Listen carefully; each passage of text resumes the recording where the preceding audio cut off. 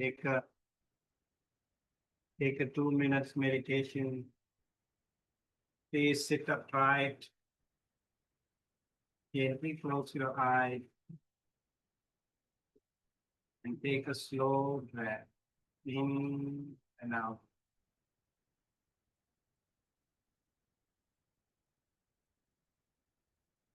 Just listen to the breath. Stay there for a couple of minutes.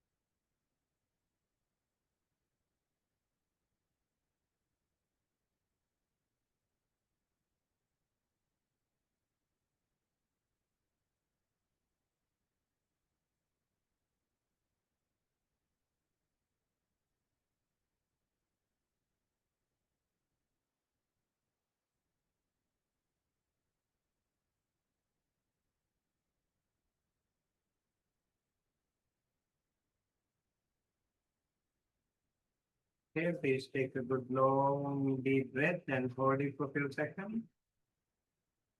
Breathing through the nostril. And slowly release back to the body, back to the mind. And gently and compassionately open the eyes.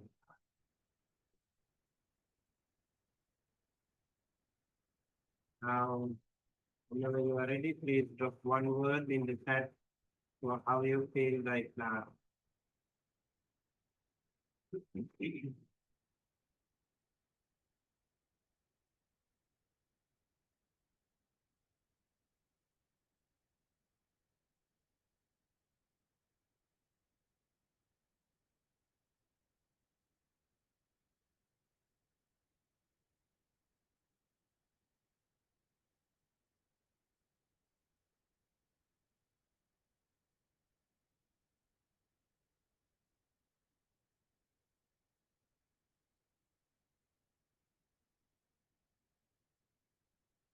Hey, thank you so much.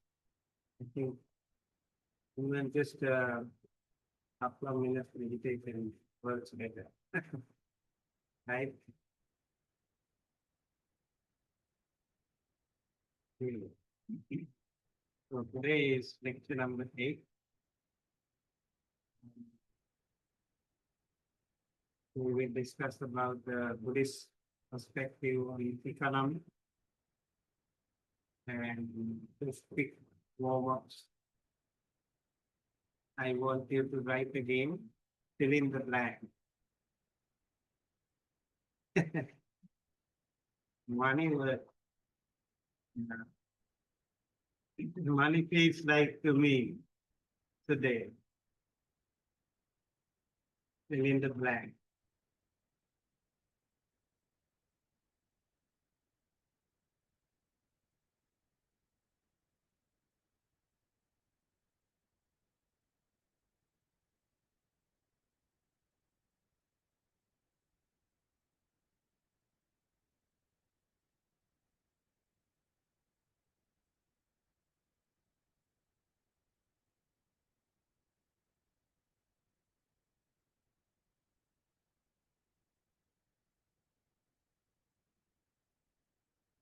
Uh, Money avoidance,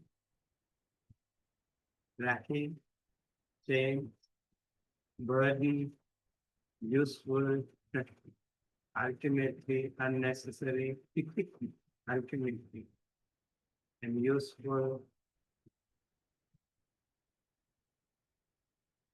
Hey, a memory.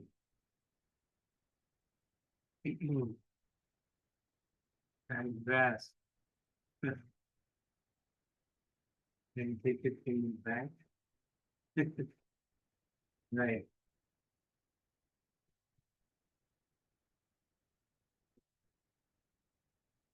Okay, I think Julie also has just joined. Julie, you can fill in the blank.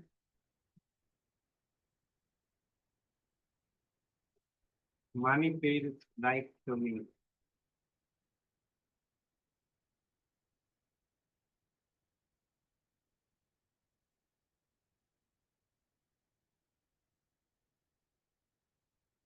And now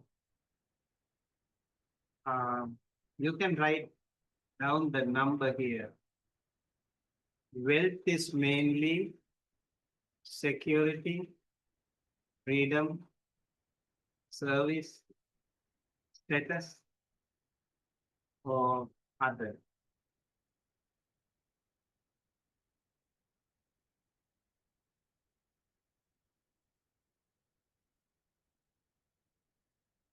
And write the number.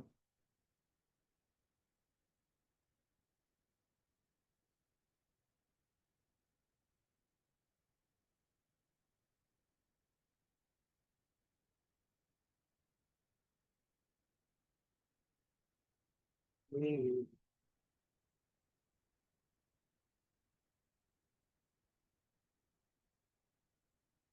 have three people saying this number one, four people, five people.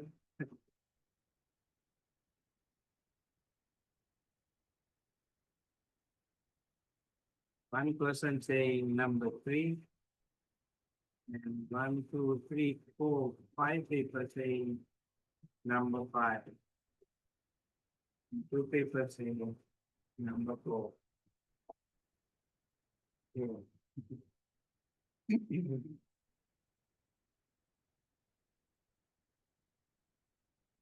So number five is other.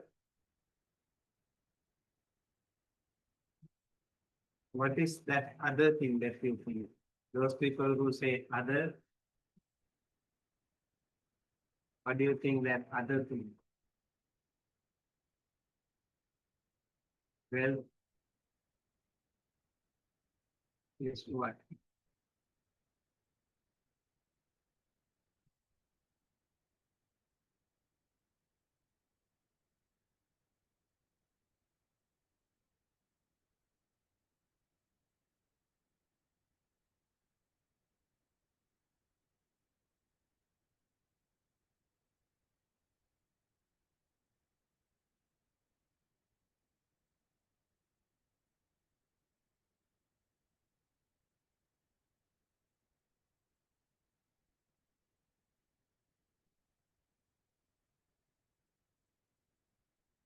Now,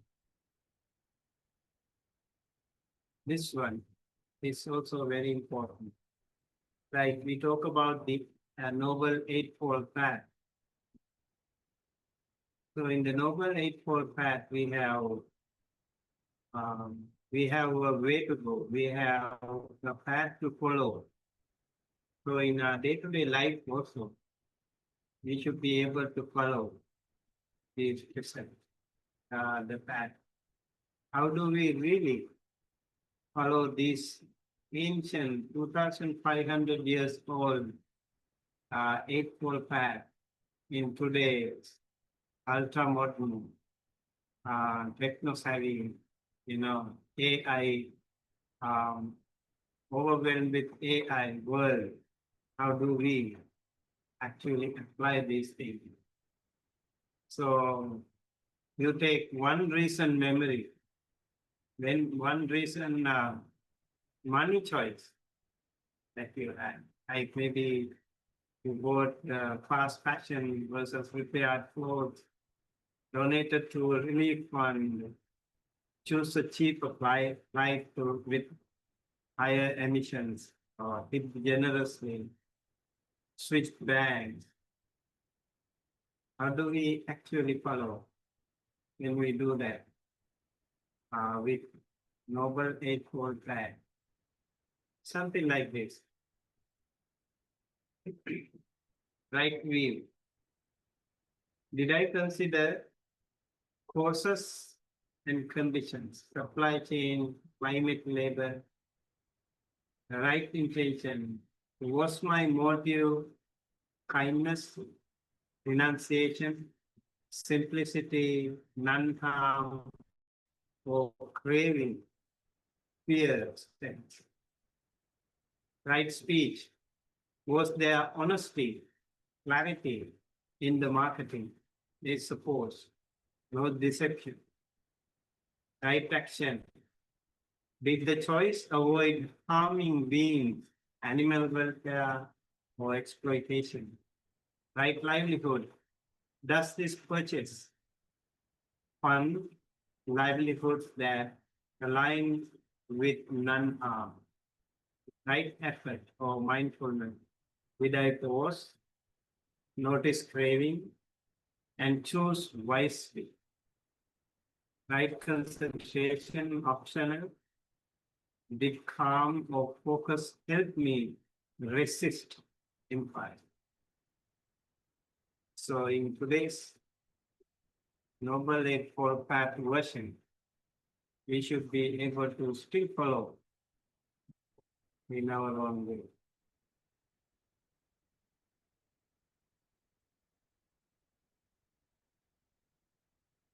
Did you ever try that?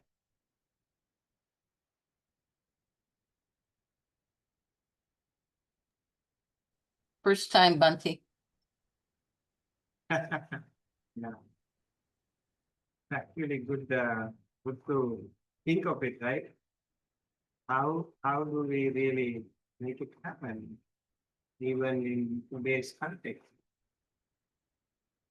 That's very interesting. So here, for example, another example, a personal and social bridge. Example, I choose fair trade coffee at a higher price. So right intention, compassion maybe, right livelihood, supporting ethical work maybe. For example, if that's something related to organic, and right view, seeing interdependence, and right effort, mindfulness, resisted impulse buying.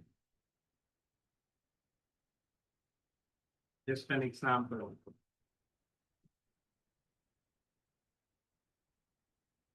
So in day-to-day life, in your recent past, did you also have something like?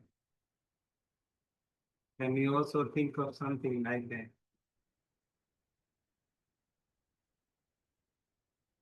Here, take one recent money choice.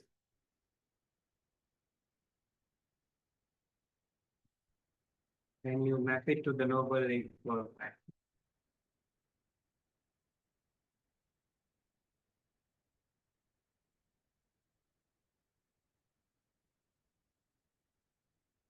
Yes.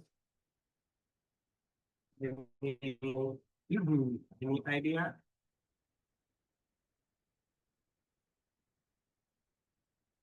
Furthermore, if your spending were a teacher, sometimes mistakes are like our teacher. If your spending were a teacher, imagine your bank statement giving feedback. What values does it reveal? Smart. Yes, I can provide a personal example. So I've just moved in a new apartment. So I was like thinking of buying a lot of new stuff. Uh, but I guess I was one of the stuff is like a new mouse for my computer, like a wireless mouse. And actually, I was thinking of upgrading to like a more expensive mouse so that it could help me with productivity and learning more. But after considering, I feel like it's not like I don't really need it. Uh, and could be like a waste of money, even though it might help me like maybe save couple seconds in an hour or so. But yeah, I think after using those the eightfold path and more consideration, I decided not to buy a new mouse. So yeah. So you can try actually how to put that action into the Noble Eightfold Path. That will be wonderful. You need to think of, how to apply this wonderful action. You are kind of resisting, right? There are a lot of temptations in this marketing world. They do have a lot of marketing. Earlier, it was like by the roadside or something, but now it has come right into your smartphone. So they always remind us. They always send us so many notifications. Okay, you buy this. Very tempting the way they do it, advertise it. And now you have fought against that temptation. So think of it, how to, think something like this: compassion, generosity, simplicity, contentment, care for earth, better training, avoidance, fear, mindfulness. We can think of it. Ayla? Yes. So my example is actually uh, through thinking about right livelihood. When I first read about right livelihood, I realized that the company that I work for probably is not, doesn't exactly count as right livelihood, because they make products with like THC from marijuana, and they're trying to use it in to help with health conditions, but it's not regulated by a doctor. So I still feel like it's, best to avoid, because it would just lead to, it does just lead to people using an intoxicant. Um, so so that, fits into right livelihood because I want to, find a different job. But what would immediately come up for me is like anxiety about supporting myself. I've been at this job for a while. What would I find that would pay as much? But then I feel like having a mindfulness practice really helps me like let go from that clinging of I need this safety net. And instead I can see like, it's not, I can still survive. Like I'm, here right now, everything's fine. If I just pay attention to my body, like I have enough food, I have enough, shelter, things like that. So I feel like the mindfulness aspect is really helpful to me. Yeah, Ayla, that's a really, I think a lot of people have this problem. Maybe you can also think of applying that into this Noble Eightfold Path. That will be really wonderful. You can justify your decision. And once you stand by your decision. You don't repent. Yeah, so that's very important. And why you want to justify, why you don't want to repent, because of this. It's not wrong view, it's the right view. Not the wrong intention, it's the right intention. Right speed, right action, right livelihood, as you mentioned. That is more dominant, but you can also see the whole Noble Eightfold Path has some overarching effect in your decision, right? That's amazing. Like taking the right livelihood, going for that. I think in today's world, we need to think of it, especially as if you follow Buddhism. Even otherwise, I think if you are concerned about the world in general, sustainability, and the future generation, other fellow beings, and also other sentient beings, the nature and everything. Um, we should reconsider our path. Yes. Yeah, thank you so much for sharing, both of you, your experience. I think that should help every one of us. Yes. Okay, anyone else want to say something? Yeah, see, Yeah, Bante, you, I'm Juan. yes, Um, well, my wife Caroline and me, we have a internet business. We sell clothes, and now we are trying to change the production to use how do you say that, like reusable clothes, and how we can avoid to produce new clothes, because we have a big problem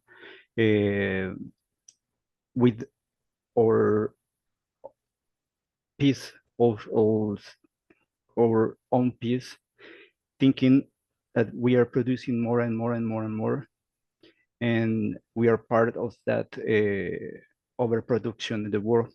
So now we have this goal in our business. Yep.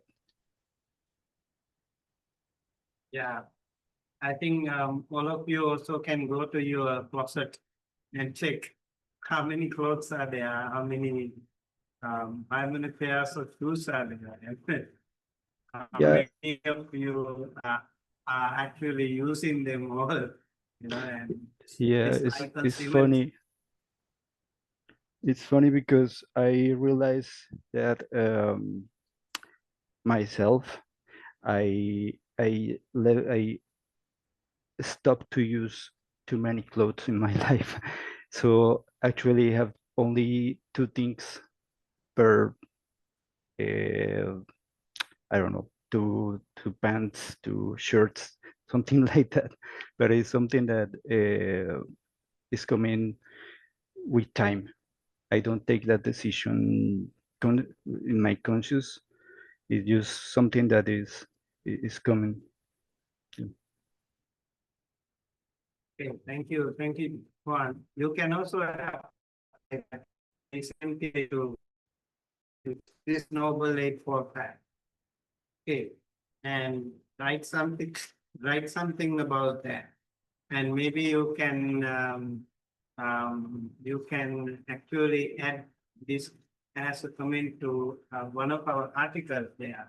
I'll share it with you later on. Or there are so many articles that I have written on this.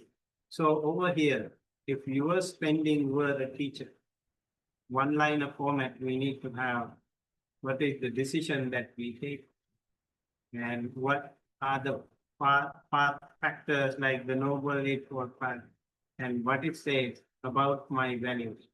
You can think about this. It really means a lot. It's not only for yourself but also for the entire world. Having said that, you should also wear nicely, and you should also eat well. You should live comfortably. You should be stronger, healthy. These things should also be there. And remember the middle path. Middle path is always the case, unless you are an extreme undergoing extreme finances. But I think this minimalistic lifestyle can also help a lot for the sustenance of this world. And we see a lot of people don't have enough food, they don't have enough shelter, they don't have enough clothes, And for example, in some countries in the world right now, they are like having malnutrition. A lot of children have undergone like difficulties surviving, and yeah, and we need to think of that, how the world today, when we do that, when we think of our career path and our day-to-day decision, um, in making decision in purchasing things, we do have huge shopping malls, and when you go there, you probably want to buy something that you go there in order to buy something, but when you go there, you are overwhelmed with so many maras. So many temptations are there, so you end up buying too many things. That happens. And yeah, very interesting, very important. And so right livelihood is actually a very important aspect for us to think. Right livelihood. So modern jobs and functions, what do you think? What are which modern jobs or functions are borderline? Weapons, fossil fuels, gambling, surveillance, payday loan, fast fashion, crypto mining, influencer marketing, AI data brokering. When it comes to right livelihood, what conditions would make them more wholesome? That is the idea. So it's important that we think of many things, not only the paycheck that we get, but also many other factors that are very important to focus on in deciding like right livelihood. Right livelihood can be we need to be very careful in determining. You need to take time to think of it. Even in your studies, when you study like what career that I am focusing on, you have to think of it. There are easy money in many ways. Later we will read some of the sutras, and we can see there are a lot of easy money. And then how we have to avoid certain things. Right? Not always try to be, tempted by the salary only. Over here, there is, this is very funny. The whole entire sutta is right here in this slide. Can you believe? One whole sutta is there. There's nothing missing. Okay, so in the Vanijja Sutta, Vanijja means actually business, wrong livelihood. Over here it says, monks, a lay follower should not engage in 5 types of business. Which 5?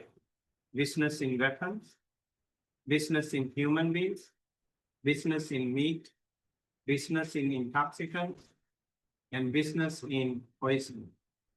These are the 5 types of businesses that a lay follower should not engage in. So what do you think? What are today's equivalent?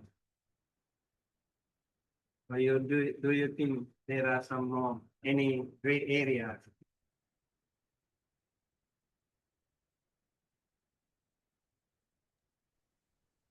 I think these are pretty timeless, no matter what era you're living in. Mhm.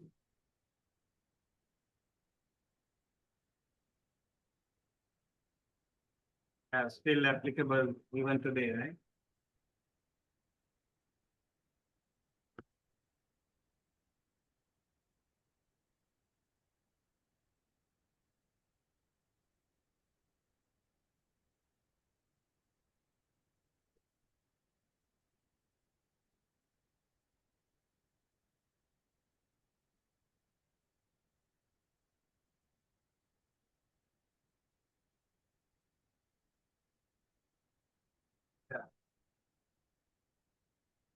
Auntie, can I bring up something on the one for meat? Yes. That's the only Yes, one that please. I'm borderline on. Because you know, if I don't get a certain amount of meat in my diet, and I've tried to do that by being a vegetarian, I go into heart failure. And my doctor has told me, don't do that because you're going to kill yourself. So I wasn't educated early enough in my life. My father was a farmer. It was a standard way of life to use the products of the earth.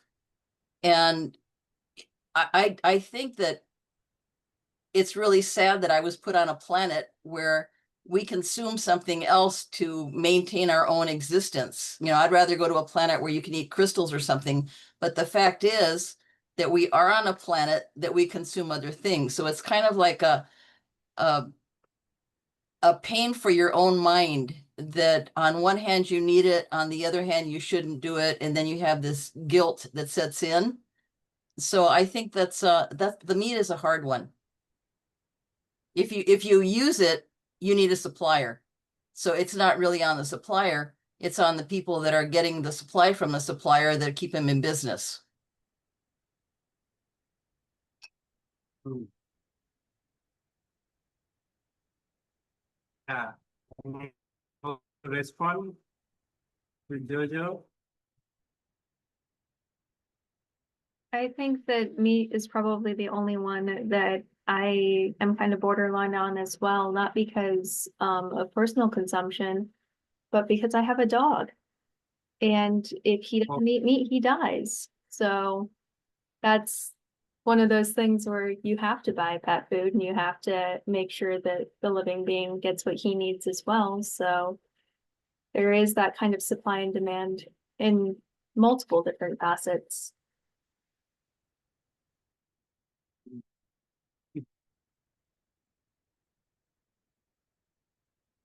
Like the dogs here, I think they need certain food, right? Specific food. Like the dogs, when I was in Sri Lanka, we had dogs in our temple, you know. Sometimes they're just wild dogs. They're just simple dogs. And they eat anything. Luckily, we don't have to do anything for them. But one thing we noticed that they are able to adjust anywhere in under many circumstances. Like when we go to the vihara, every night when we go to the chanting, the abbot of our temple, he would ring a bell. All the dogs would run to the temple and they would be there until the end of the chanting. Somehow they find that those chantings are very soothing. They really like it. And also we just use simple food, but they can eat anything. That is, but I think here it's not like that. They do have, you have to consider many things. Yeah, and also Jojo said like, if it is health issue, even the Buddha has actually prescribed Vilanasa Anapati. If you are sick, you have to, you don't have to follow all those restrictions. Yeah, all the precepts you can follow them. I think that's also why the Buddha said like middle path, you know, middle path. So you don't have to be extremist in there. I remember my preceptor, he lived 96 years, and when he had some medical condition, the doctor, prescribed some medicine, and the doctor said, you can't take the medicine in the night without any solid food. My master was quiet, and he never took any solid food, even if it was a medical condition.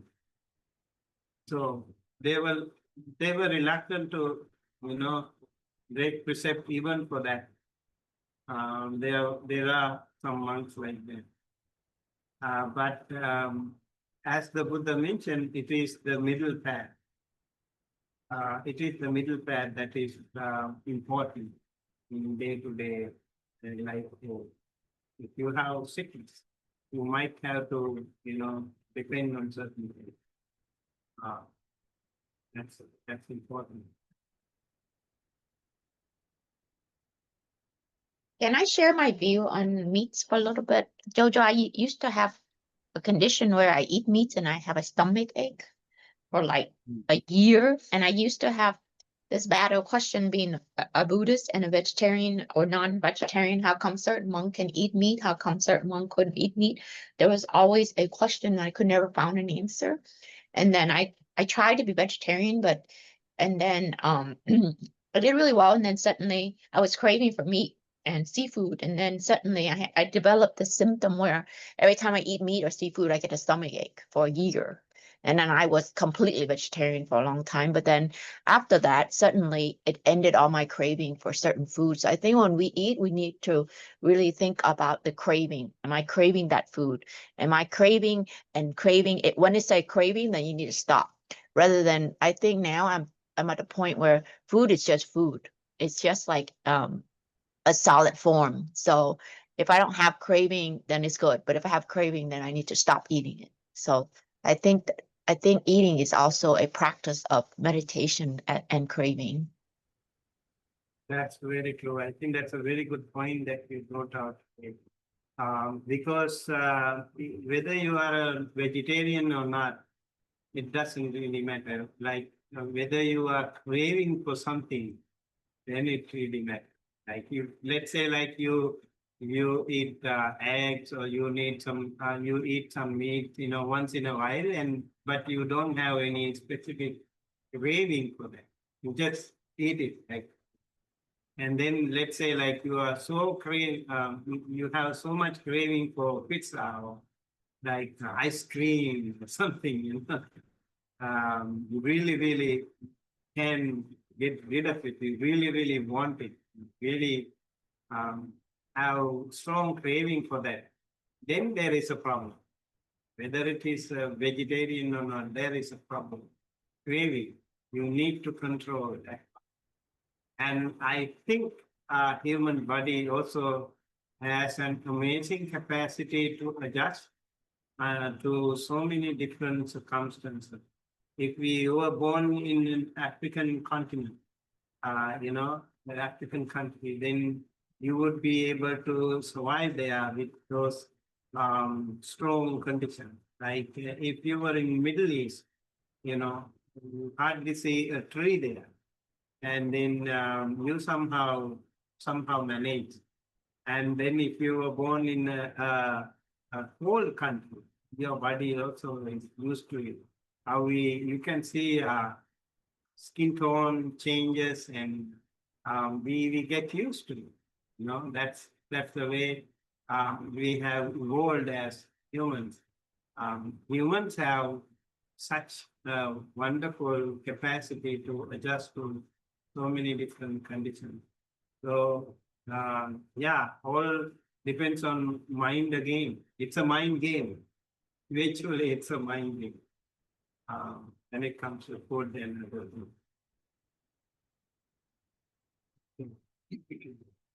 So there is another sutta called Adiya Sutta, benefits to be obtained.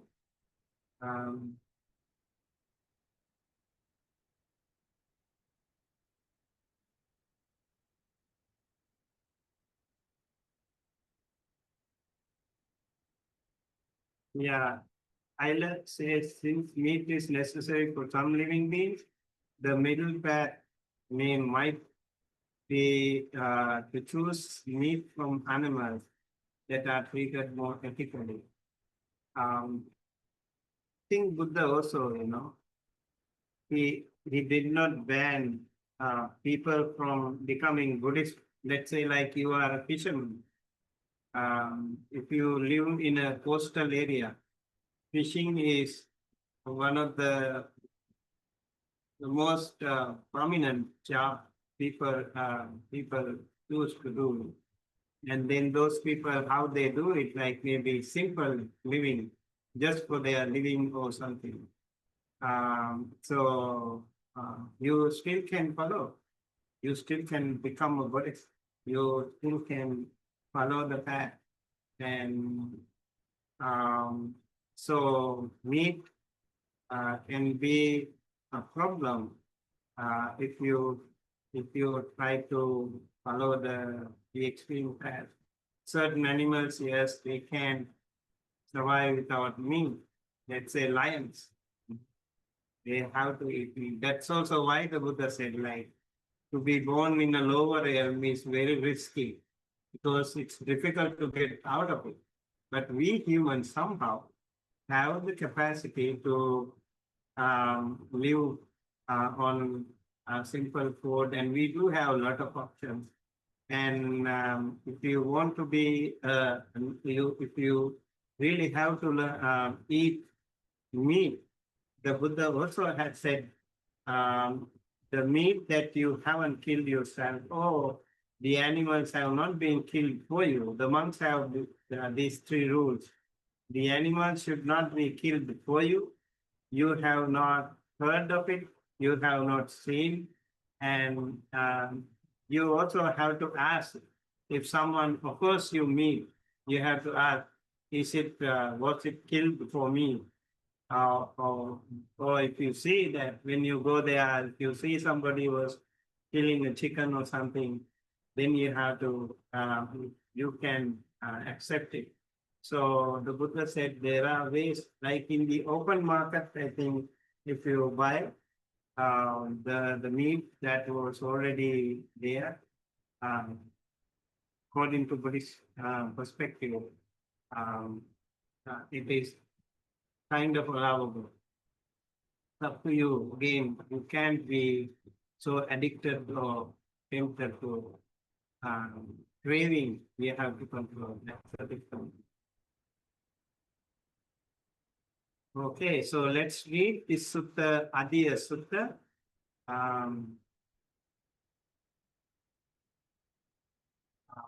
Yes. Anyone wants to read?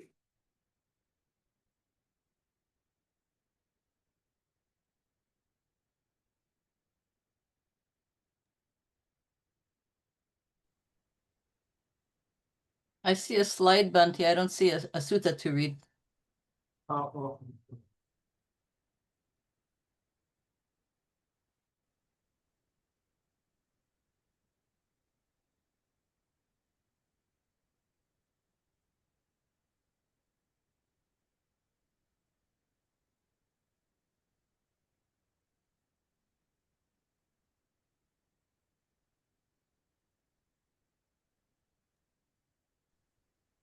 I can go ahead and read if no one else wants to. Okay. All right. Then Anathapindika, the householder, went to the Blessed One, and on arrival, having bowed down to him, sat to one side. As he was sitting there, the Blessed One said to him, "There are these 5 benefits that can be obtained from wealth. Which 5?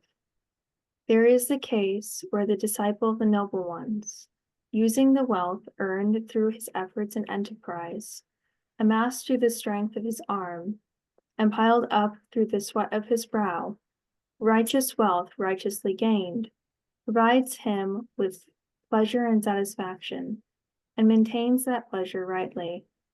He provides his mother and father with pleasure and satisfaction, and maintains that pleasure rightly. He provides his children, his wife, his slaves, servants, and assistants with pleasure and satisfaction, and maintains that pleasure rightly. This is the first benefit that can be obtained from wealth.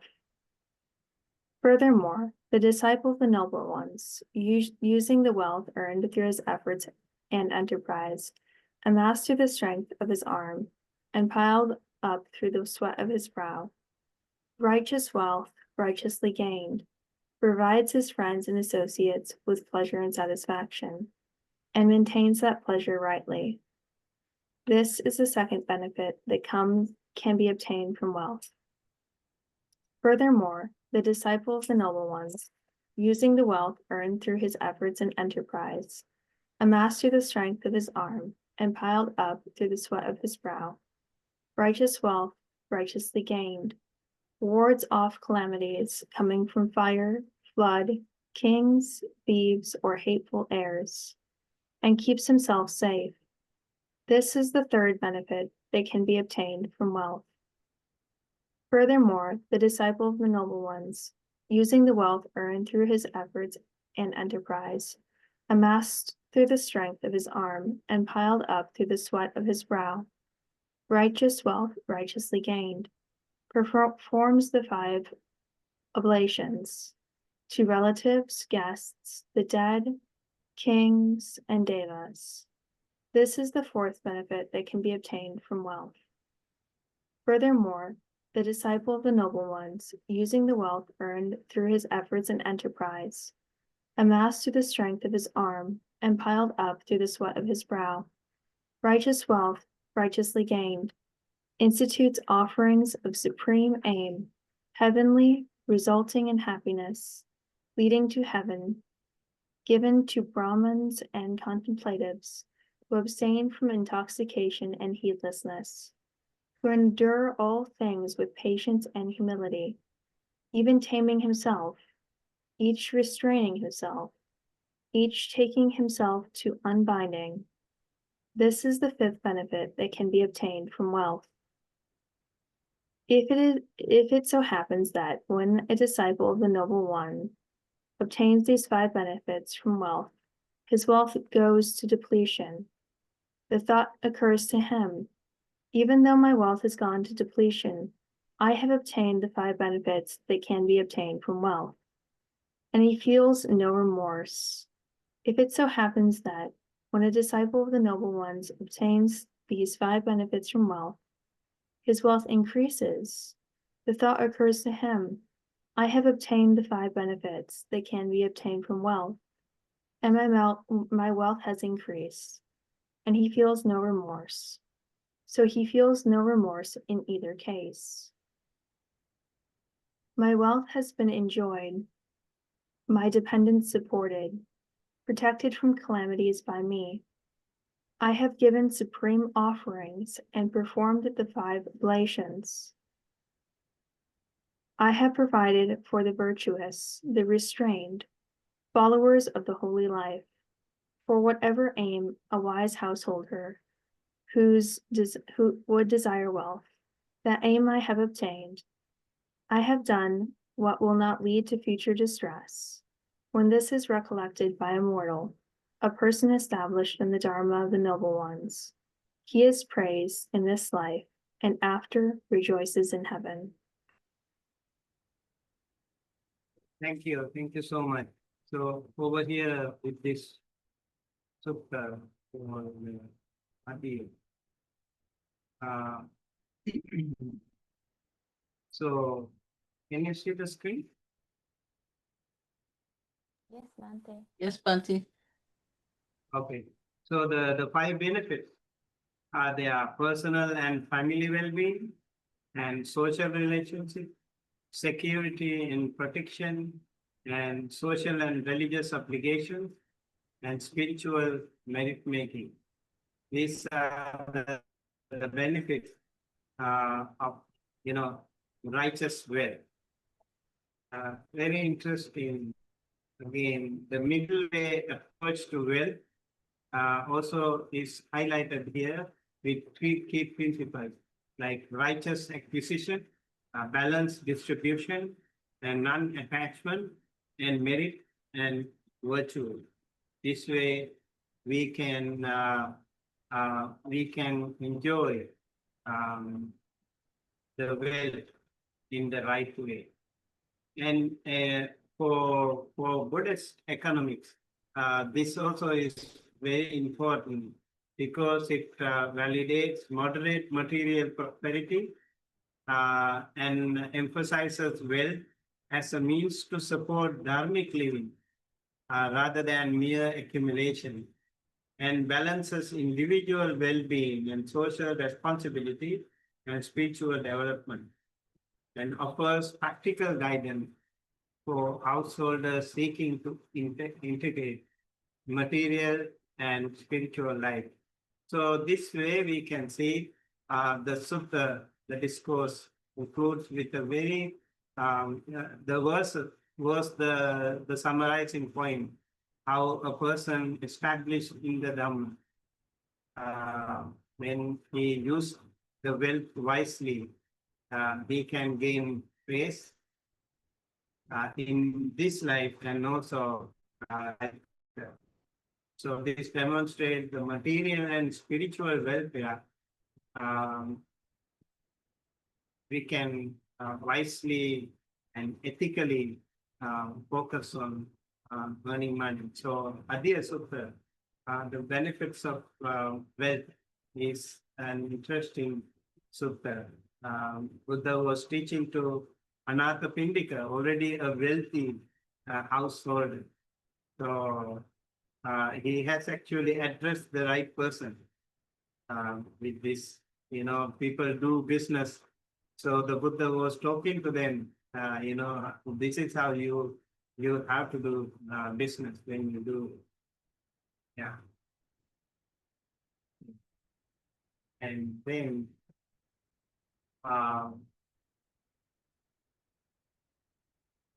we come back to the other sutta. It is called Sappurisa Dana Sutta. This is called Sappurisa Dana Sutta. That sutta also is explaining about the dana. This is relatively a smaller sutta. I'd like to invite any of you to read that.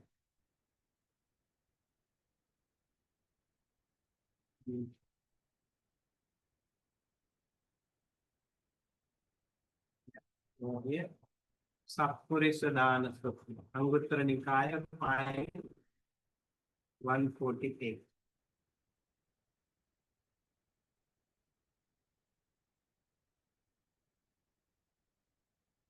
One would like to read?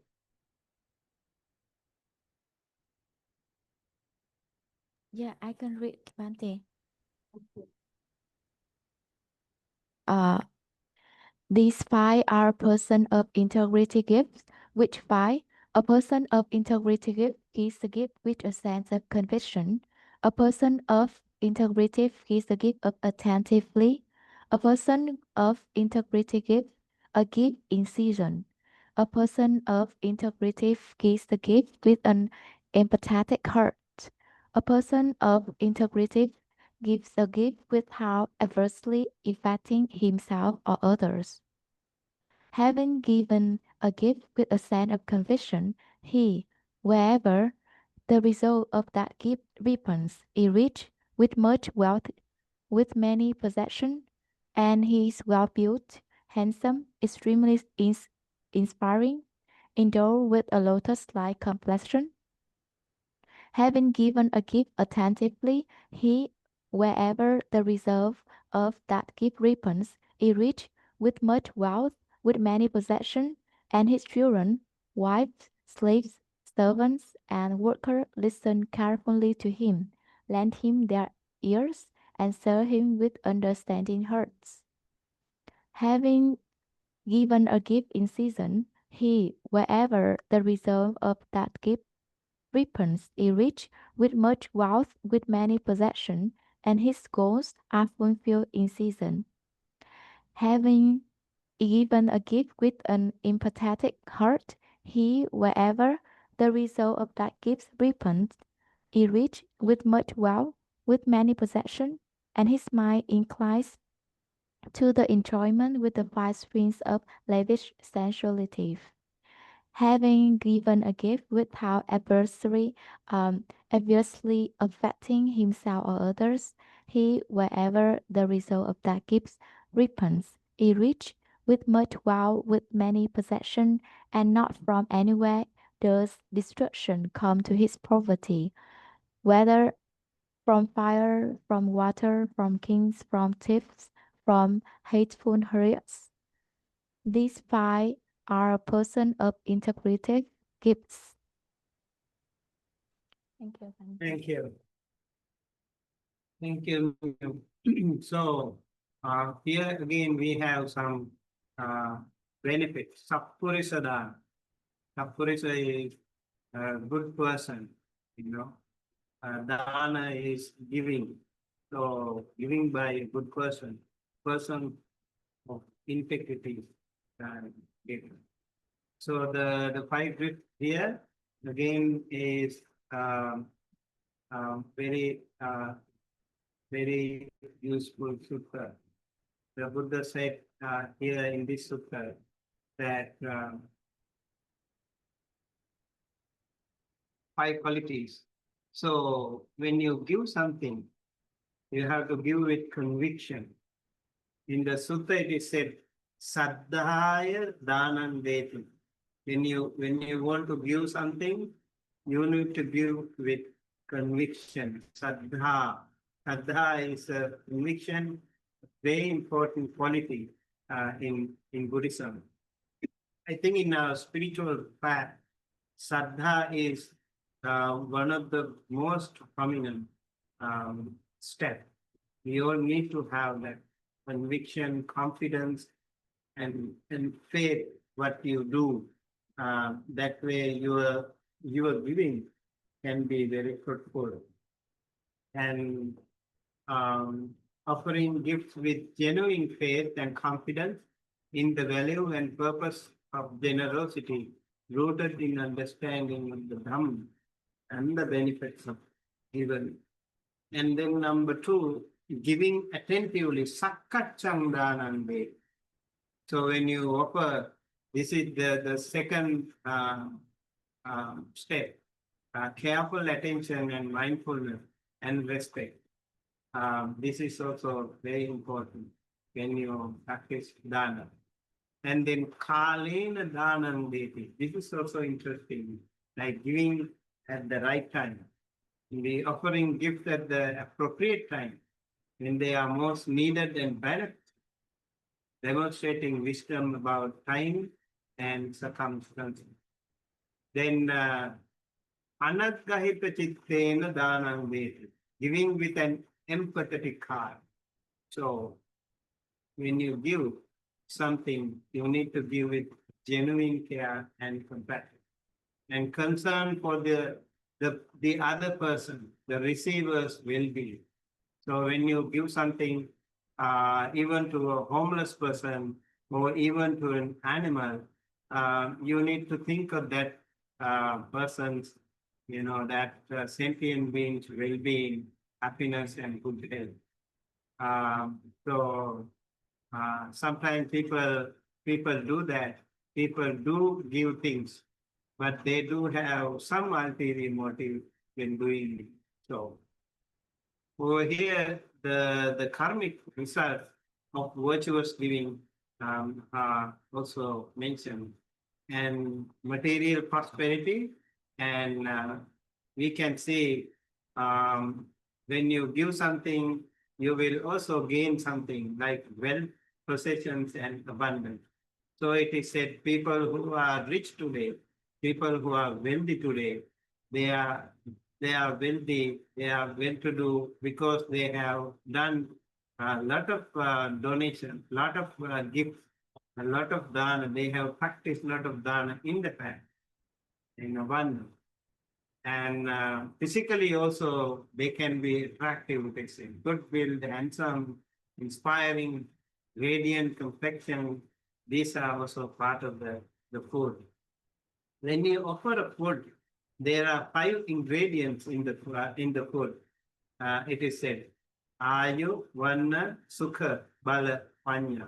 Ayu means when you give some food to someone, or that person can live for a while.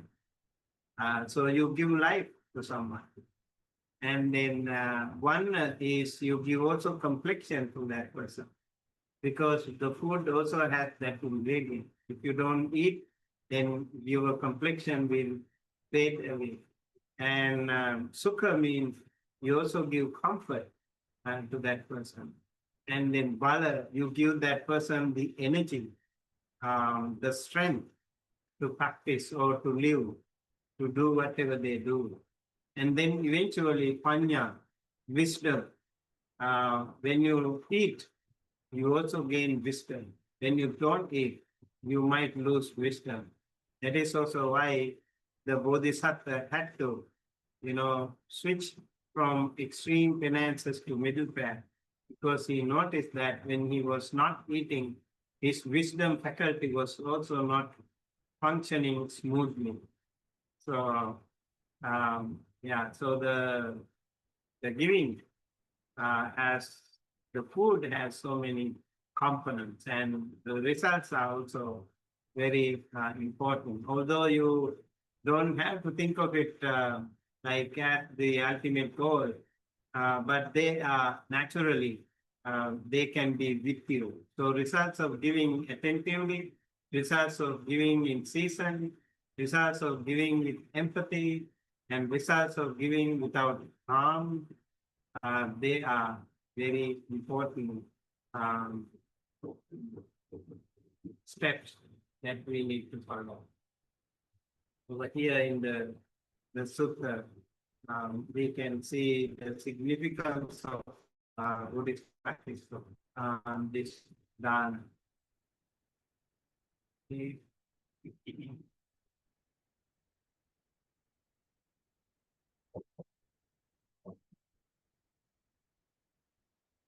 Okay, so this is Sappurisa dana.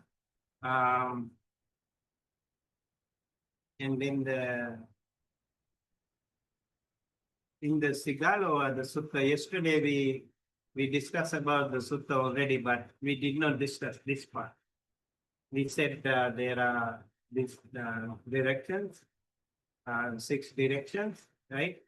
The young man Sigala was bowing to those 6 directions. When he woke up early morning with wet hair, wet clothes, he used to bow to the 6 directions. And the Buddha said, this is not the correct way of paying respect to the 6 directions.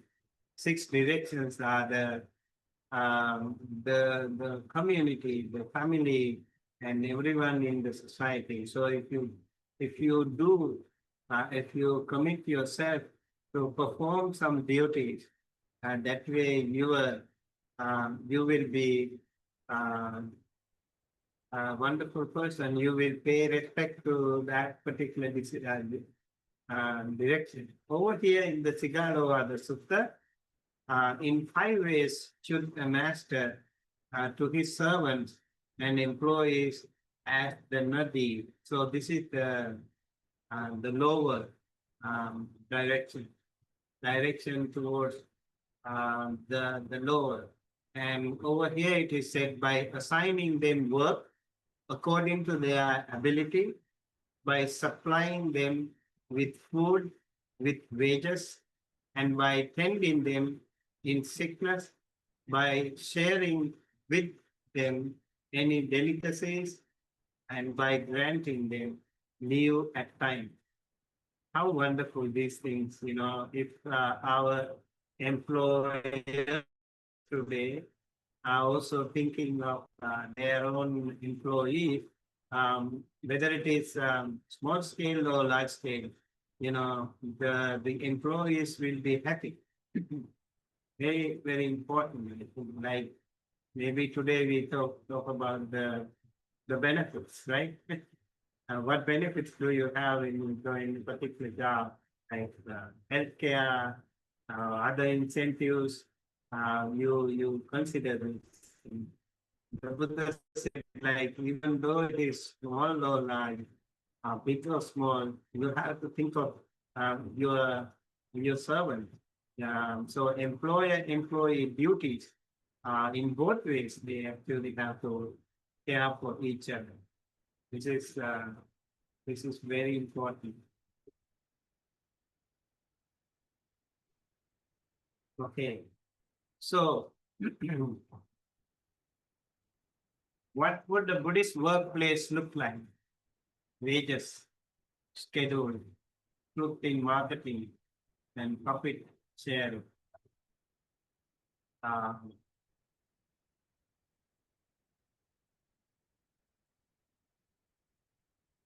So through this sutta, when we read, we also should learn these things and to think of it, pay attention to these, especially in today's context.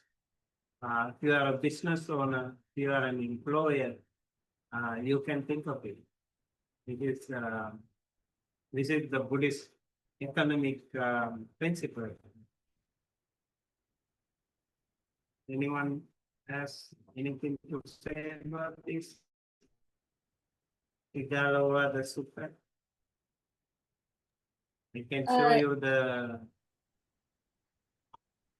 Yes, Bante, I have Yeah. an idea. I think if we're considering what a Buddhist workplace would like, an example that could be used could be how temples and Buddhist organizations are run, because the monastics are, trying to incorporate a lot of these qualities, and trying to equally distribute the donations they receive, and things of that nature. That's a very, very good idea. Right? Non-profit also is a business, right? Yeah, so if you like public funds when you receive, you have to handle them with transparency and very interesting and very important today, actually. So people, when they come, I think like scheduling also, like if you want to go to the temple, maybe they call you and, make an appointment. Like in traditional Buddhist countries, they usually don't have such thing. The monks are supposed to be available. So they should be at the temple to, but here it's different. People also go to the temple. Their time is very important. So they schedule. And truth in marketing, how do we work on this island?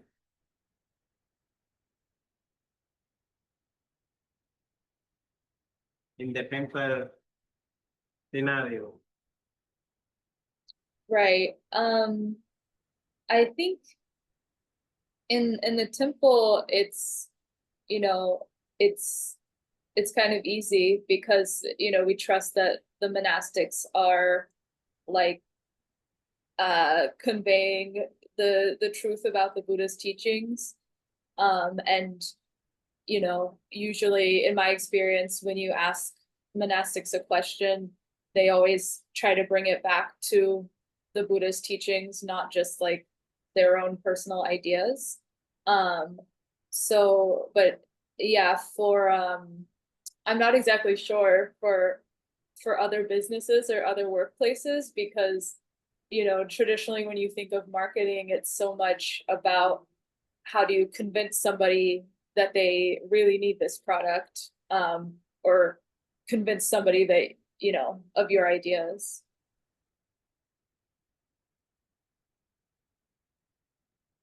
How about profit sharing?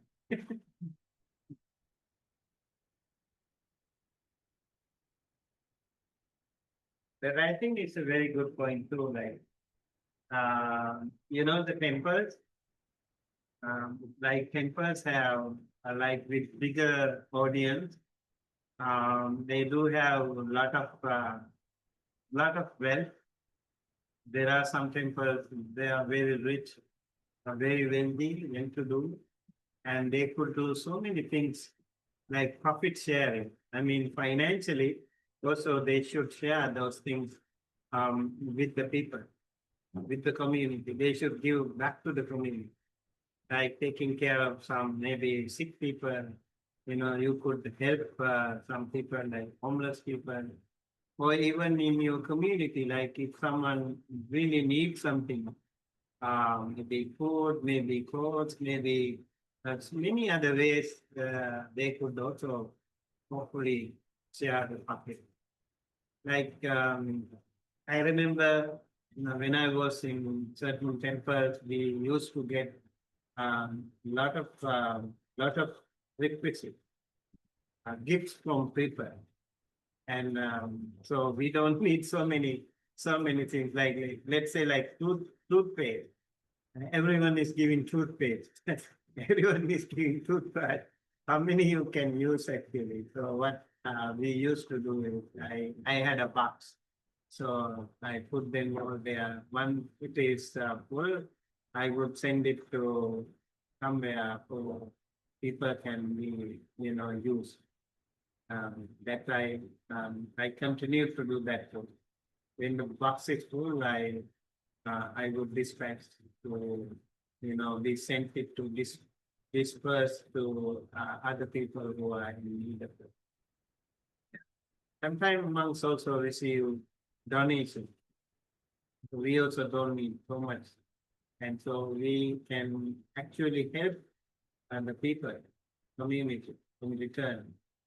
A couple of years ago, I was able to build a house for a homeless family in Sri Lanka.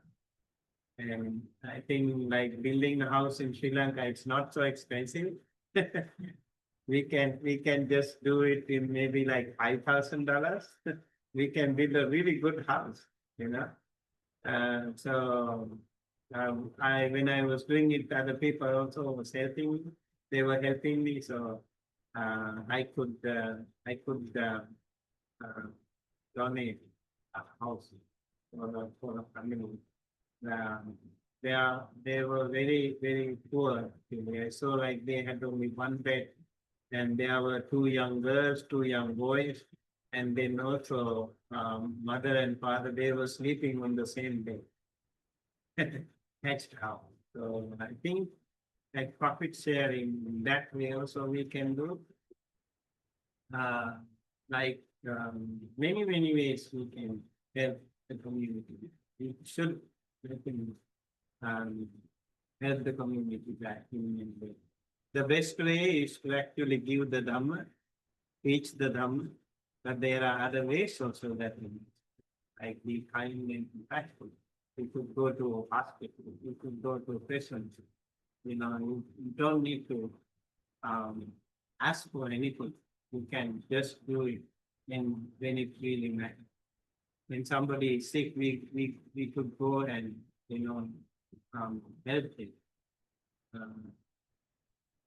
Yeah, so the Buddhist workplace, in that format, we can also do, but in lay Buddhist perspectives, you also need to think how you actually make your workplace more Buddhist, more conducive, and more peaceful and happier place. To work with.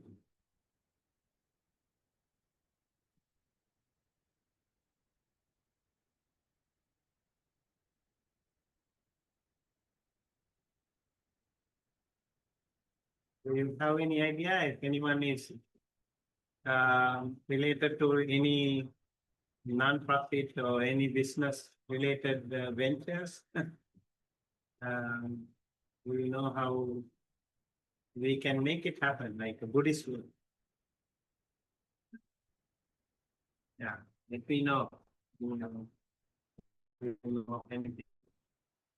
So let's go to another sutta. This is called Digha Jan Sutta.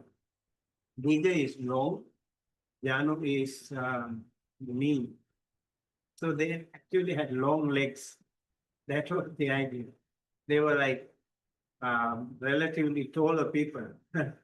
So that's why they're called Digaj and Vyagha Padya Sutta. Also is another sutta here. So that is called conditions of welfare. Let's read this. Also, I think very helpful, like conditions of welfare. Anyone wants to read this sutta? This is Digaj.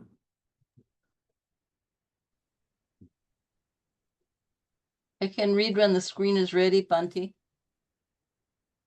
Yes. Digajanu. Yeah, I think we can start from here. We can use what, Panti? Yes.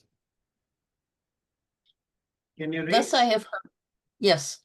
Thus I have heard, once the Exalted One was dwelling amongst the Kolayans in their market town named Kakarapata. Then Digajanu, a Kolayan, approached the Exalted One, respectfully saluted him, and sat to one side. Thus seated, he addressed the Exalted One as follows. We, Lord, are laymen who enjoy worldly pleasure. We lead a life encumbered by wife and children. We use sandalwood of Kasi. We deck ourselves with garlands, perfume, and unguents. We use gold and silver. To those like us, O Lord, let the Exalted One preach the Dharma. Teach those things that lead to weal and happiness in this life, and to weal and happiness in future life. Conditions of worldly progress. 4 conditions, Vyagapaja, conduce to a Yeah. householder's, yes? Vyagha Padya. Can you say that again? Vyagha Padya. Vagapacha. Vyagha Padya. Okay. That's Conduce okay. to a conduce to a householder's weal and happiness in this very life, which 4? The accomplishment of persistent effort, Uthana Sampada, the accomplishment of watchfulness, Araka Sampada, good friendship, Kalayamita Tata, and balanced livelihood, Samajivata Kata. What is the accomplishment of persistent effort? Here, Wagagajapa. By whatever activity a householder earns his living, whether by farming, by trading, by rearing cattle, by archery, by service under the king, or by any other kind of craft, at that he becomes skillful and is not lazy. He is endowed with the power of discernment as to the proper ways and means. He is able to carry out and allocate duties. This is called the accomplishment of persistent effort. What is the accomplishment of watchfulness? Herein, Vayagapaja, whatsoever wealth a householder is in possession of, obtained by dint of effort, collected by strength of arm, by the sweat of his brow, justly acquired by right means, such he husbands well by guarding and watching so that kings would not seize it, thieves would not steal it, fire would not burn it, water would not carry it away, nor ill-disposed heirs remove it. This is the accomplishment of watchfulness. What is good friendship? Herein, in whatsoever village or market town a householder dwells, he associates, converses, engages in discussions with householders or householder sons, whether young and highly cultured or old and highly cultured, full of faith, sada, full of virtue, sila, full of charity, chaga, full of wisdom, panya. He acts in accordance with the faith of the faithful, with the virtue of the virtuous, with the charity of the charitable, with the wisdom of the wise. This is called good friendship. What is the balanced livelihood? Herein, a householder, knowing his income and expenses, leads a balanced life, neither extravagant nor miserly, knowing that thus his income will stand in excess of his expenses, but not his expenses in excess of his income. Just as a goldsmith or an apprentice of his knows on holding up a balance that by so much it has dipped down, by so much it has tilted up. Even so, a householder, knowing that his income and expensive leads a balanced life, neither extravagant nor miserly, knowing that thus his income will stand in excess of his expenses, but not his expenses in excess of his income. If a householder with little income were to lead an extravagant life, there would be those who say, this person enjoys his property like one who eats wood apple. If a householder with a large income were to lead a wretched life, there would be those who say, a person will die like a starveling. This wealth thus amassed has 4 sources of destruction: debauchery, drunkenness, gambling, friendship, companionship, and intimacy with evildoers. Just as in the case of a great tank with 4 inlets and outlets, if a man should close the inlets and open the outlets, and there should be no adequate rainfall, decrease of water is to be expected in that tank, not an increase. Even so, there are 4 sources for the destruction of amassed wealth: debauchery, drunkenness, gambling, and friendship, companionship, and intimacy with evildoers. There are 4 sources for the increase of amassed wealth: abstinence from debauchery, abstinence from drunkenness, non-indulgence in gambling, friendship, companionship, and intimacy with the good. Just as in the case of a great tank with 4 inlets and 4 outlets, if a person were to open the inlets and close the outlets, and there should be also adequate rainfall, an increase in water is certainly to be expected in that tank and not a decrease. Even so, these 4 conditions are the sources of increase of amassed wealth. These 4 conditions are conducive to a householder's weal and happiness in this very life. Conditions of spiritual progress. 4 conditions conducive to a householder's weal and happiness in his future life. Which 4? The accomplishment of faith, sada sampada, the accomplishment of virtue, sila sampada, the accomplishment of charity, chaga sampada, and the accomplishment of wisdom, panya sampada. What is the accomplishment of faith? Herein, a householder is possessed of faith. He believes in the enlightenment of the perfect one, Tathagata. Thus indeed is that blessed one. He is the pure one, fully enlightened, endowed with knowledge and conduct, well gone, the knower of worlds, the incomparable leader of men to be tamed, the teacher of gods and men, all-knowing and blessed. This is called the accomplishment of faith. What is the accomplishment of virtue? Herein a householder abstains from killing, stealing, sexual misconduct, lying, and from intoxicants that cause infatuation and heedlessness. This is called the accomplishment of virtue. What is the accomplishment of charity? Herein a householder dwells at home with heart free from the stain of avarice, devoted to charity, open-handed, delighting in generosity, attending to the needy, delighting in the distribution of alms. This is called the accomplishment of charity. What is the accomplishment of wisdom? Herein a householder is wise. He is endowed with wisdom that understands the arising and cessation of the 5 aggregates of existence. He is possessed of the noble penetrating insight that leads to the destruction of suffering. This is called the accomplishment of wisdom. These 4 conditions conducive to a householder's weal and happiness in his future life. Energetic and heedful in his task, wisely administering his wealth, he lives a balanced life, protecting what he has amassed. Endowed with faith and virtue too, generous he is and free from avarice.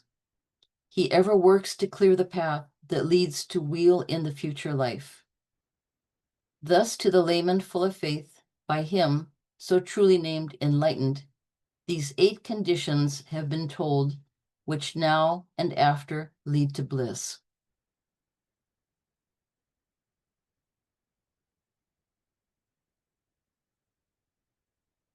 Bhante, your mic is muted.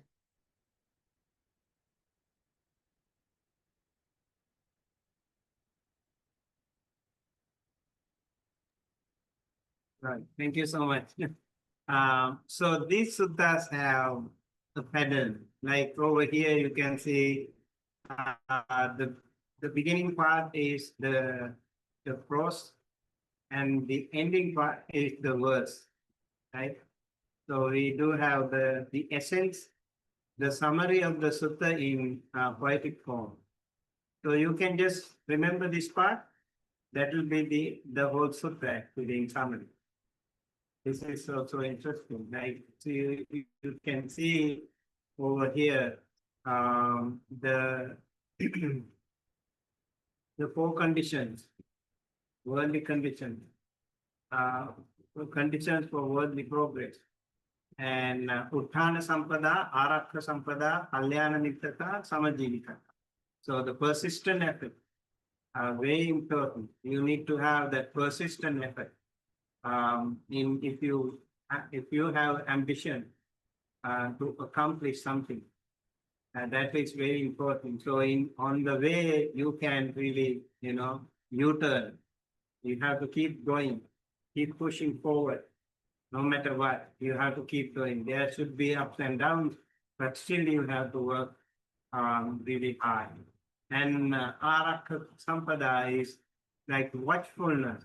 You have to safeguard. You have to keep it safe.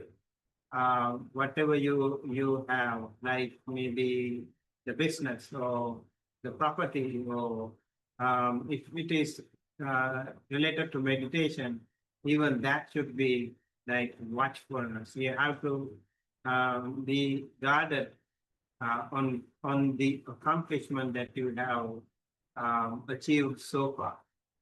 And good friendship is definitely a key component here again, Kalyana Mittata.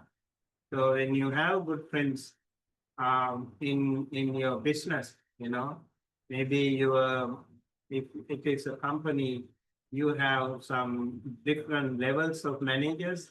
So different managements, they are like good friends to you. And also the other staff, they are all good friends to you. If it is a university, maybe like the faculty, the staff, and the students, they are all stakeholders of the institute. So they all should be in good harmony with each other to run this business smoothly. If it is a meditation again, good friendship, very, very helpful. They always, think of you. Yesterday we learned about friends, right? Fake friends and good friends. So true friends. So we need to see who the fake friends are, who the true friends are. And then you should be surrounded by good friends because they will help you when you are down. They will lead you to the right path. Very important. Let's say, like, if you want to be a millionaire, you have to be surrounded by millionaires, you said. Similarly, if you want to be an, spiritually accomplished person, you have to be surrounded by such wonderful people. So good friendship can be applied to any of these cases. Balanced livelihood again, samajivikata, very, very important. Like how to balance things, not to go to like, even if you have, let's say like you just started the business and it's booming and it's really flourishing very fast. And then you might, there can be a situation where you tend to forget your past.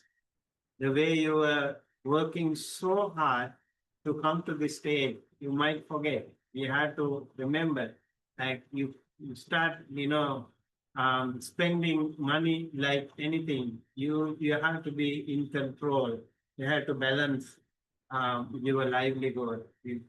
When you have a lot of money, there can be so many other maras, so many other defilements, so many other temptations that can, overwhelm you. So you have to be really careful about that. That's why all these things are important. And persistent effort and watchfulness and good friendship and balanced livelihood. If you are a company CEO or something, that's why a lot of people they maybe golf or something, so they can be peaceful there. They can totally focus.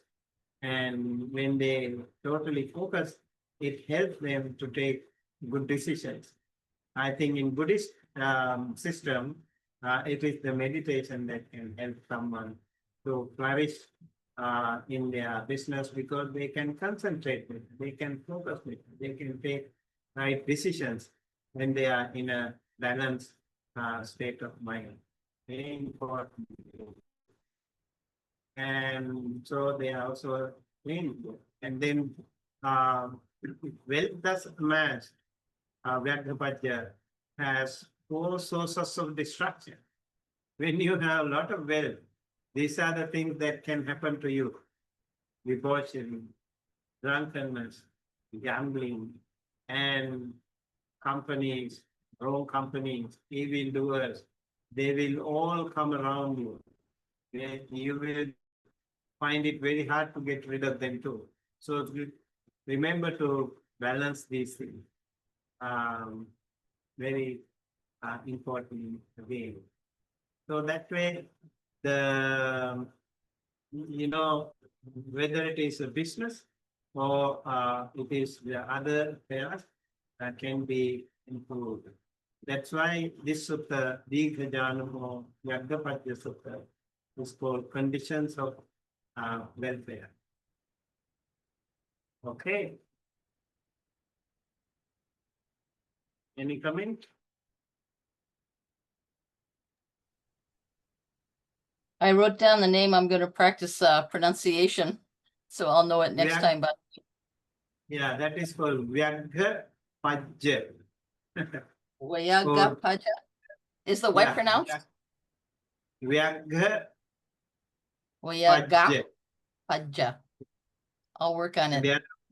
the Dighajan, you can break it. Yeah. And so the question here again, that I want to, ask you, how do industry, vigilance, good friends, and balanced living translate into budgeting and community finance?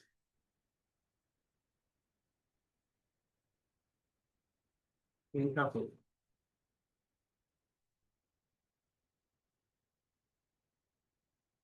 I think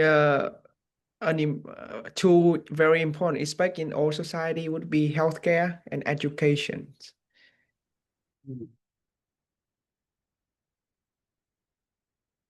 Healthcare and education, yes. I think we learned it in the Sigalova, the Sutta, remember?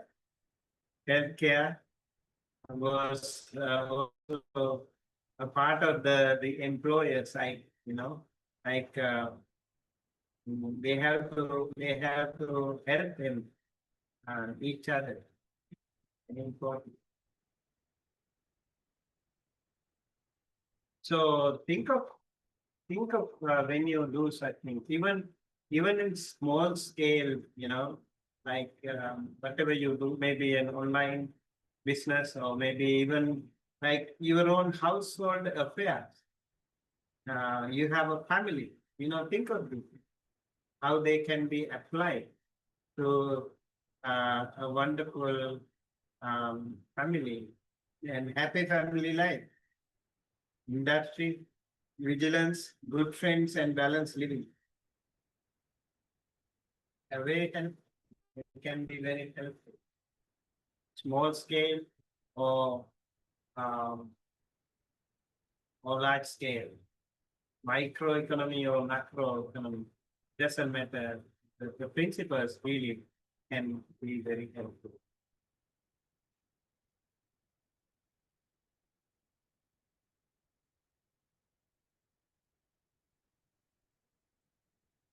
Okay.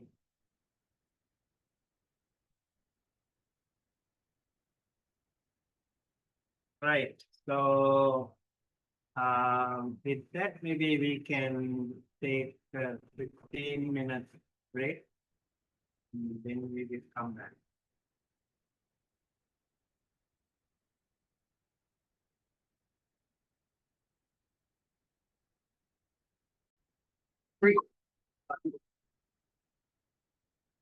Okay, now we have covered quite a few suttas directly related to the subject, right?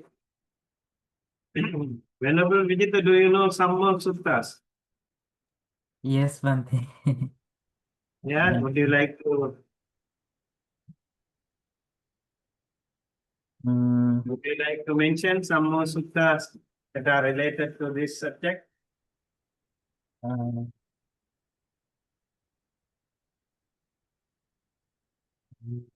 this Maybe- Vyagapacha Sutta one. Okay, remember, you can let me know later. Yeah, and the Vanijja Sutta also. Which one? Vanijja Sutta. Vanijja Sutta, yeah, we mentioned that. You mentioned that. Vanijja Sutta, actually, I have already shared the link. Okay. I have written quite a number of articles already in my website about Buddhism and economy. And also these suttas have been summarized there. I would like to give you a chance to actually discuss those last topics a little later. I think we still need to discuss a little bit. So now, after reading these things, do you have any idea? Just say in a few words, what do you mean by Buddhist economy?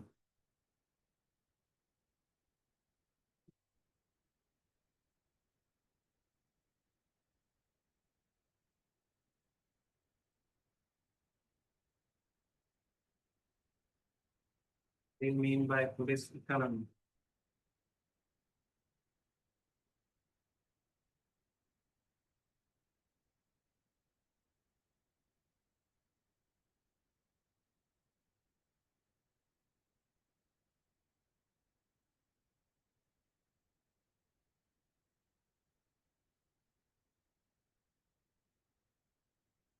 Activist, efficient, non-violent, ethical, sustainable, relational, effective, focusing on well-being for all.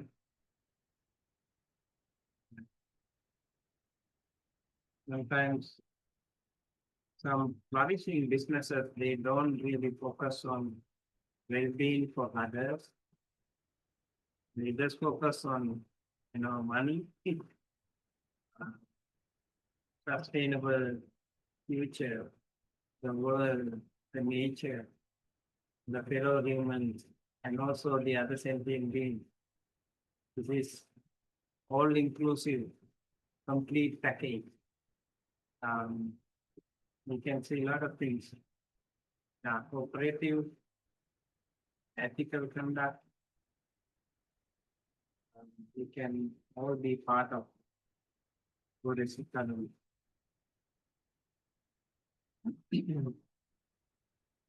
So, consumerism we were talking about, right?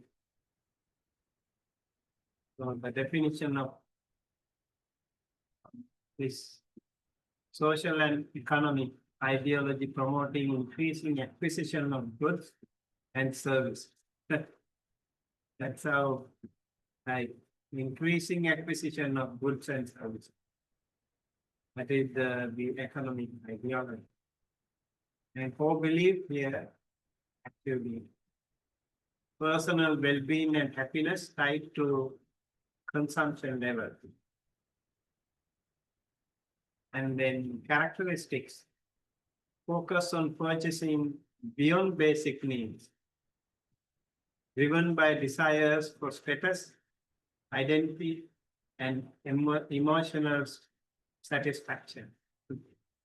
So these are the characteristics that we find in this high consumerist world, right? So the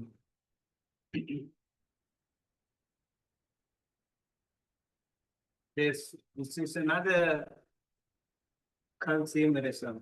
This is called high consumerism, intensified form of consumerism, extreme consumption pattern. Many of these countries actually have high consumerism. And some countries, like with lesser economic power, they have lesser consumerism. When you have more economic power, you have high consumerism. So over here, the key characteristic, consumption means, so not only happiness, status, and self-worth, they are more highly egoistic sometimes. That could happen. And excessive purchasing.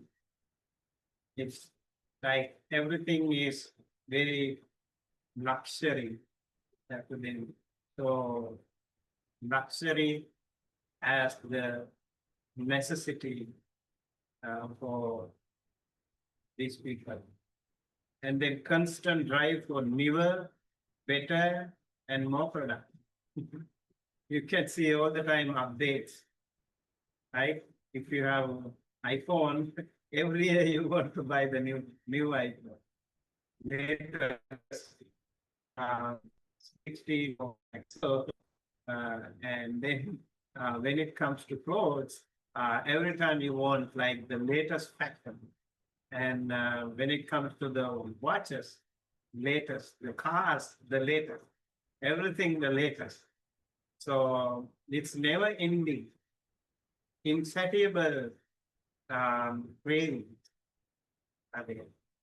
Very difficult to, once you are there, it's difficult to get rid of it.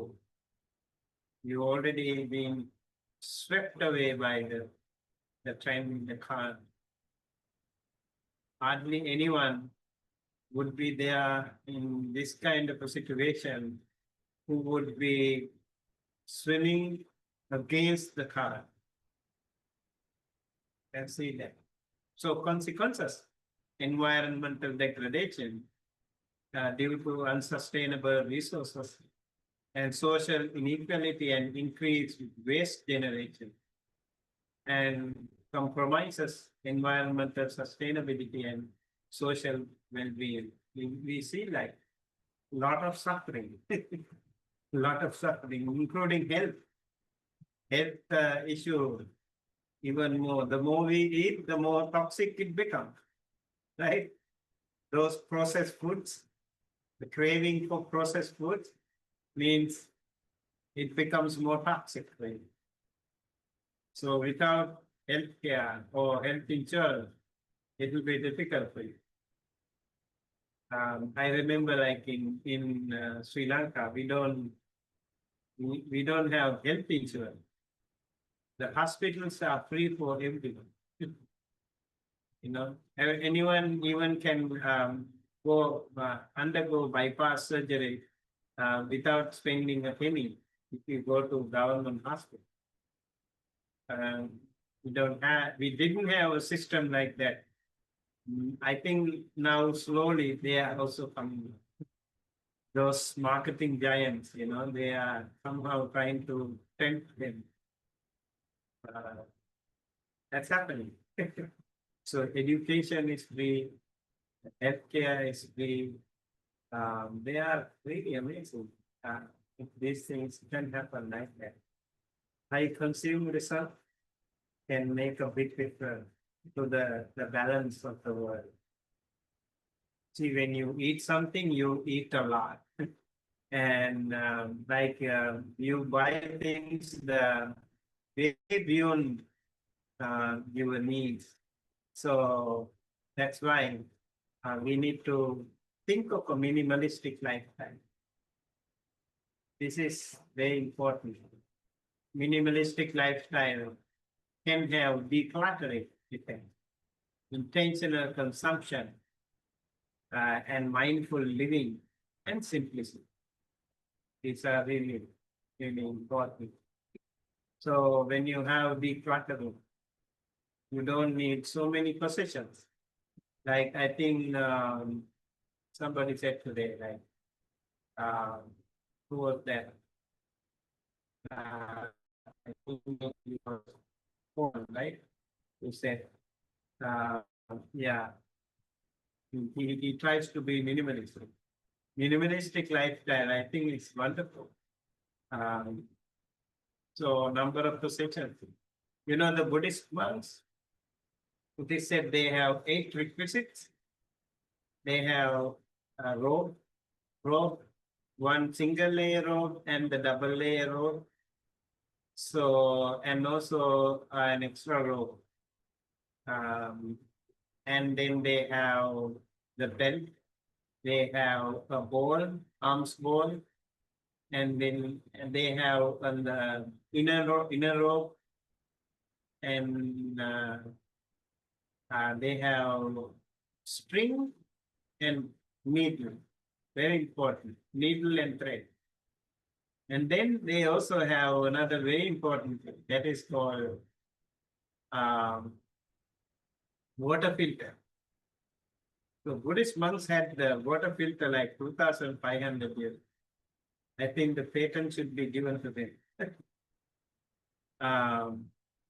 These are the 8 requisites that they have. So wherever they go, they have this thing and they live with that. They don't need so many things. When you are hungry, you have the alms bowl, go for alms bowl. I can hear about the Buddhism, they go for alms bowl. That's their practice. Even today it's happening, like basically in Thailand, Myanmar, and many other Theravada countries, this is very popular in the part of alms bowl. And here also actually we used to do that in Malta also. But in some urban situations, there are people who find it difficult, or the monks are also, they have to stay in the temple, so sometimes they don't want to go for alms round. But alms round is a very, very wonderful habit. That's part of the decluttering. And also the food that you gain in alms round, you have to depend on that, and you can even share with the other monk. If the monk is sick, you can share with the other, share with that monk too. And then intentional consumption, making deliberate choices about what to buy and own, focusing on quality over quantity. I think when you go for shopping, if you have a list, you focus on that. There are so many other things that you are not interested in. They are not really essential. They are there for high consumerism. And then mindful living, prioritizing experiences, relationships, and personal well-being over material wealth. Sometimes people with so much luxury, they might not find what is most important to them, that is the happiness, contentment, which is not there with them. Maybe people with such simple lifestyle, they are more happier and more content. And people with lot of possessions, they are also scared of their security. They are insecure. They live with fear all the time. And they also want to maintain their status all the time, which is not going to be easy. You want to be in, all the time like superstars. So simple, mindful living will be a very different scenario. Simplicity, streamlining daily routines and commitments to focus on what is truly important, leading to reduce stress and greater clarity. So like for lay people, this is not going to be easy. You have family, you have to work, you have businesses to run, and you have children, so many things to take care of. So probably the lay people won't be able to, live like this, even if they want. That is why in Buddhism we have like full moon days. You can just try on full moon day to live like a minimalistic person. That day you don't even eat dinner. You skip the dinner. And you also live a very simple life. No beautification, no entertainment that day. That's away from all the other technology and all. That's very nice way to live.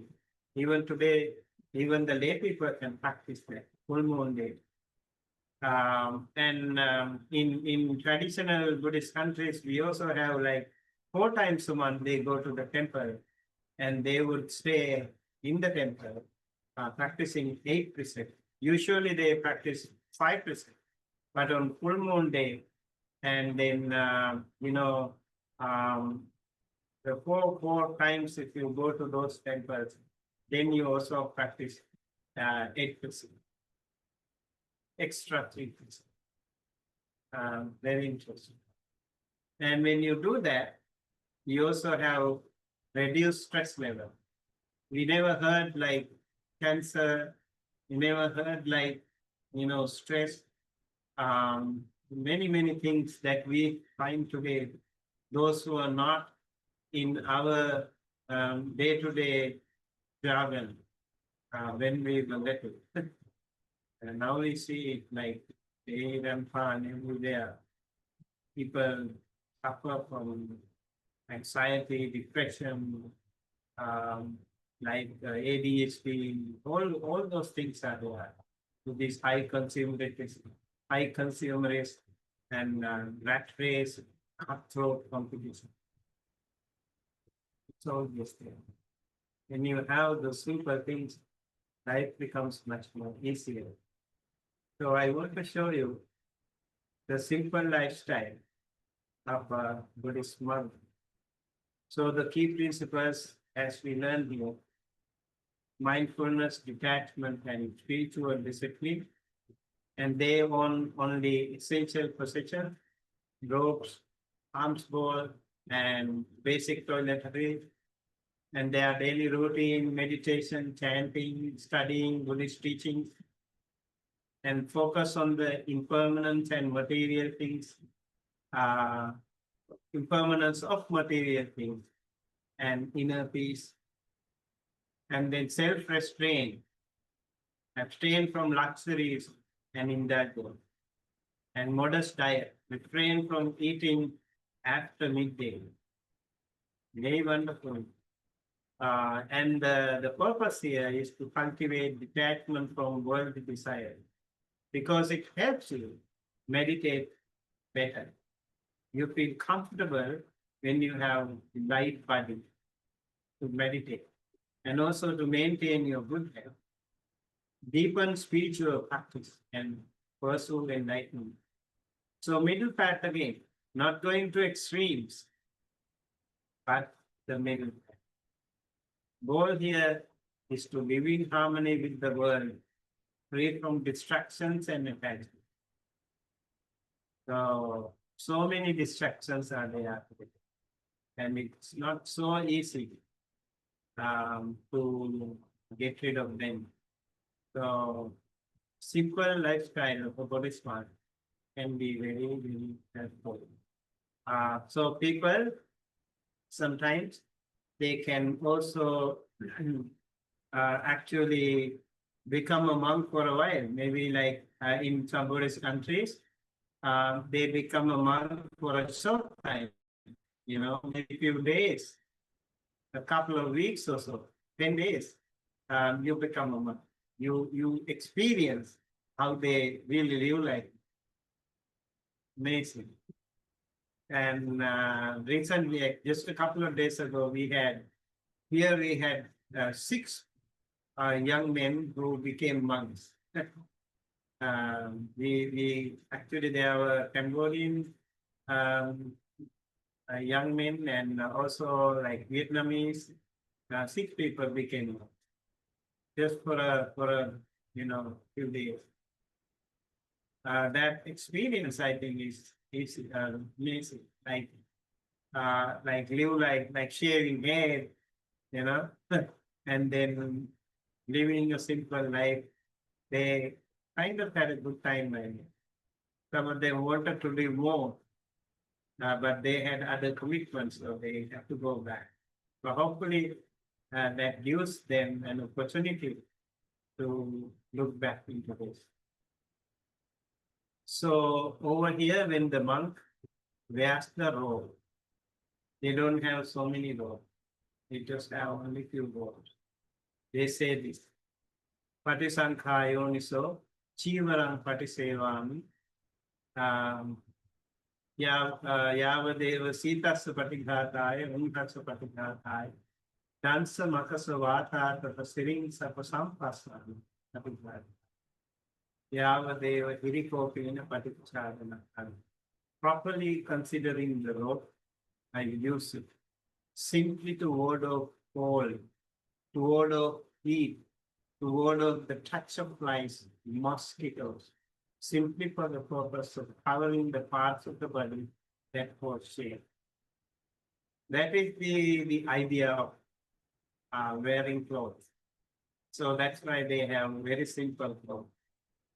Even for the last 2,500 years, the fashion of the robe has not changed. The style is the same. Except when it comes to different countries where maybe the weather, maybe the other conditions can affect. So in mostly the Mahayana countries, they have changed the robe to suit the local conditions. But there are other countries somehow survived with the robe. Mostly they were like tropical countries, so they could live with simple road. But it was not the case with the other. And when they have cold, even today, the monks used to recite this.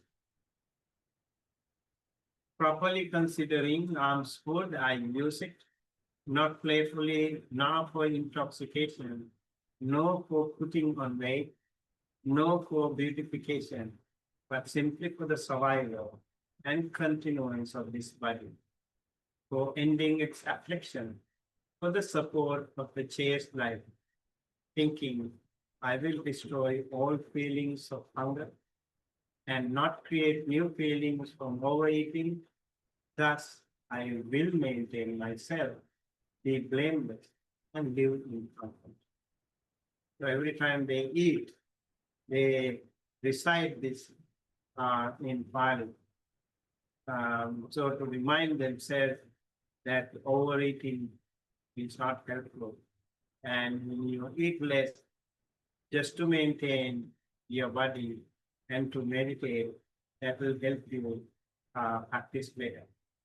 That's how they do when they practice in the path. And when it comes to lodging, they also have it. Properly considering the lodging, I use it simply to ward off cold, to ward off heat, to ward off the touch of flies, mosquito, wind, sun, and reptiles, simply for protection from the inclemencies of weather and for the enjoyment of seclusion. So they they use the lodging for this purpose. And so they don't need like magnificent palaces to achieve these simple goals. You just want to practice. You just want to enjoy seclusion, bliss of solitude. And also to be away from those life-threatening reptiles or otherwise animals like mosquitoes or other, and only for that they have lodging. It's called Pannasala in Pali, the temple. Panna means leaf, Sala is home. So Pansala in singular, Pannasala, leaf houses, like just simple putties with thatched with the roof made of some leaf. That's how the monks used to live in simple houses.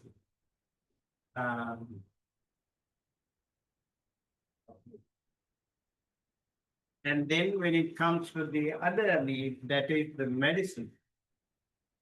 Properly considering medicinal requisites for curing the sick, I use them simply to ward off any pains of illness that have arisen and for the maximum freedom from disease.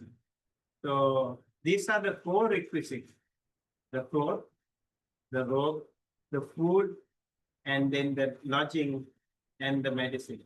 These are the 4 requisites of monk. Very simple lifestyle for basic needs. And then there are 8 requisites. With that, they can survive anyway. Right. Okay. So what do you think? You can follow the minimalistic lifestyle? Yeah, I mean, try. You can try like once a month. That would be nice. Away from makeup, away from beautification, away from entertainment, like no music, no entertainment, no dancing. Yeah, I think many of you hopefully can do it easily, but there are some people find it very hard. Some habits also can be there. So yeah, need to work on it.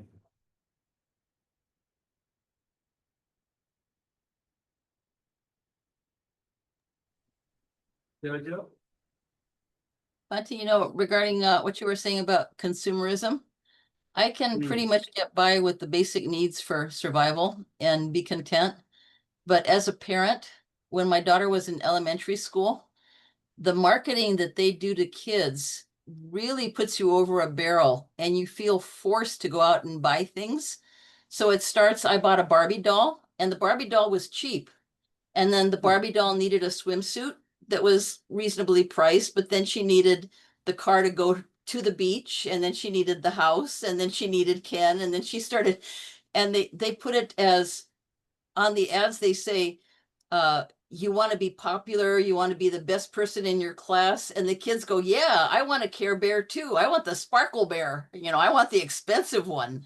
So it was a constant thing that you were trying to appease your daughters or children, but at the same time, the consumerism is so blatant in your face and they know, and it's mom, I have to have that. I'm the only kid that doesn't have the tennis shoes. And it was a constant struggle in the elementary time.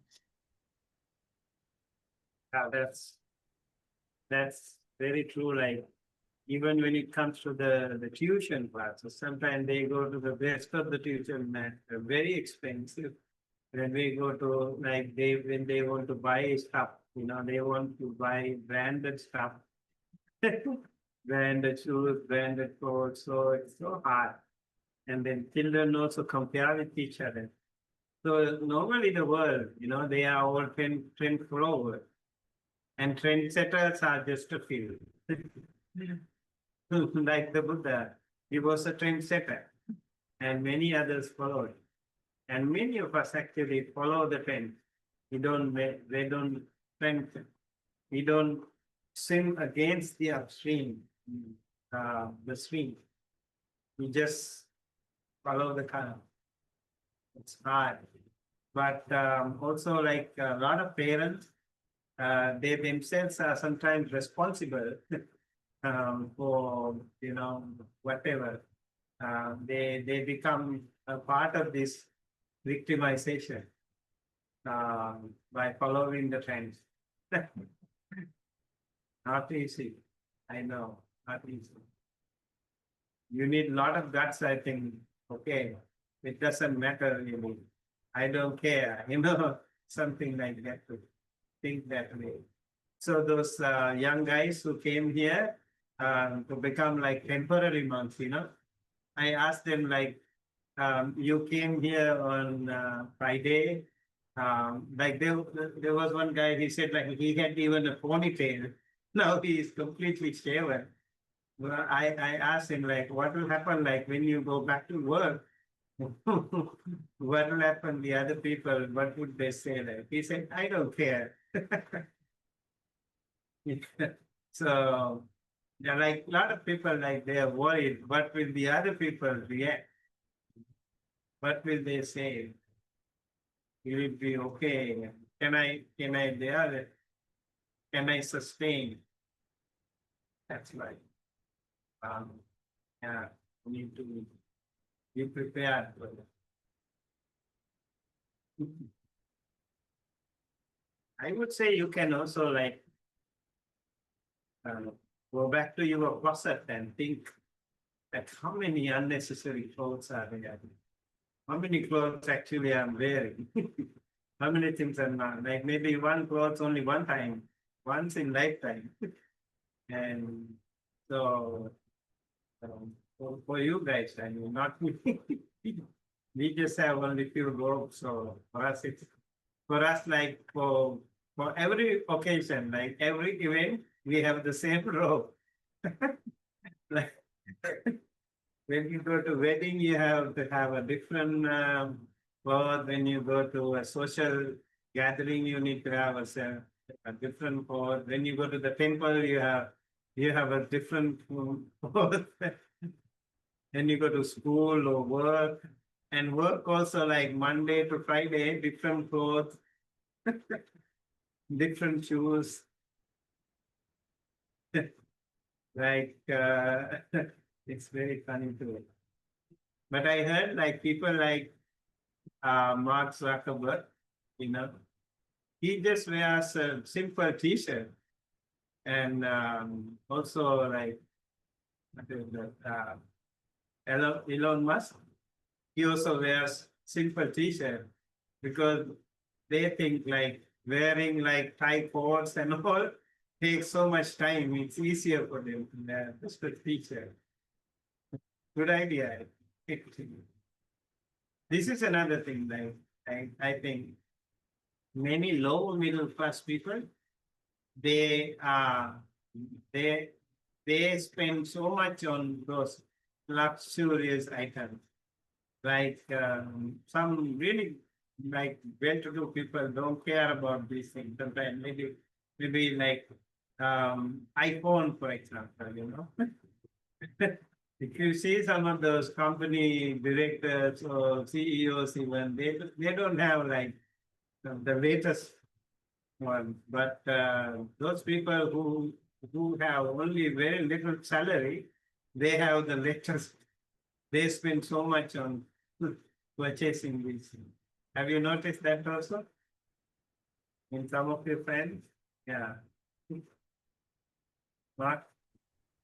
Yeah, onto that note, recently I've heard a comment about capitalism, like an observation. They say like in capitalism, the main consumers are actually the laborers.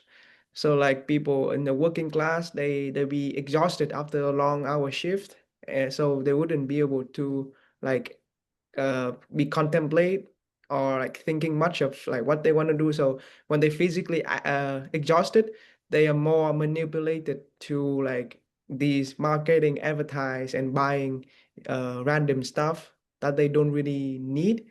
So yeah, like that opened my mind on actually the mechanism of how capitalism is actually, yeah, like the big part, the most people are laborers and consumers.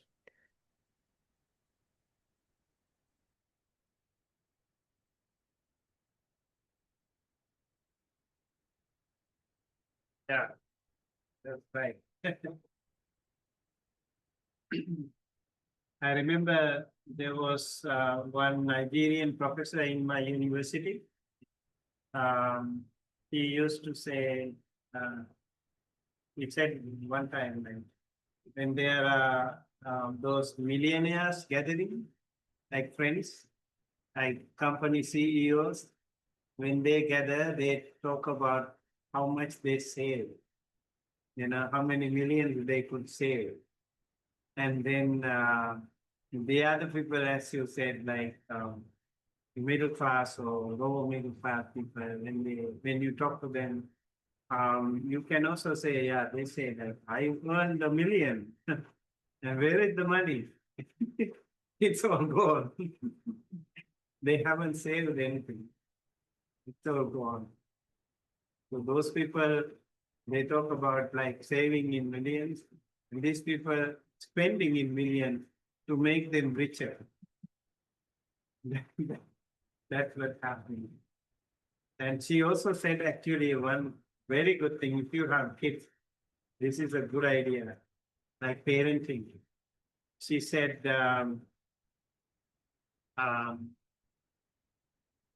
she introduced the system to her kids, like if you wake up yourself, without parents forcing you to wake up, you will be given $1.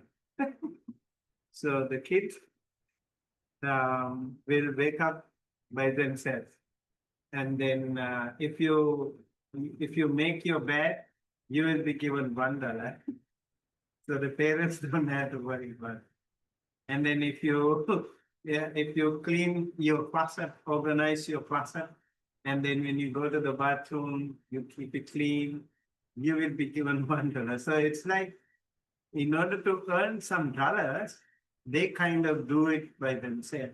So they do it everything by themselves. Eventually, they get used to it, and they don't need the money anymore. But the parents have already saved that money, for their own well-being. That's a wonderful, wonderful habit, I think, and the parents can use this method. I found that could be really easy way, like no headache for the parents. It's much easier. A similar thing happened like during the Buddha's time. Anathapindika, he asked his son to go to the temple every day. He said, if you go to the temple and listen to Dhamma every day, I'll give you 1 gold coin. So the son went to the temple every day to earn a gold coin. And then what happened? He kept on listening to Dhamma, and he changed his perspective. His mind changed. And then he felt so ashamed to get the gold coin later on from the father. And he said, I don't want the money anymore. So the parents, that's a wonderful parenting. Like, you need to have those tricks sometimes to make sure your kids are doing the right way. You need to train them in such a way. Otherwise, kids today are very smart, and they actually outsmart the parents. They force whatever they want from the parents, and the parents succumb to them. When they cry, they can't really, sustain. So parents succumb to the kids. And yeah, this is in parenting, I think they need to find something more smarter way. Okay. There is another sutta, but I think maybe I will skip this sutta, Dasa Brahman. Instead, I would like to go to another topic, very important. Can you see the screen? Okay. Have you heard of this guy? This is not Michael Schumacher. This is E.F. Schumacher. Small is beautiful. Have you heard of this book? Have you read the book? Yeah, this is a beautiful book.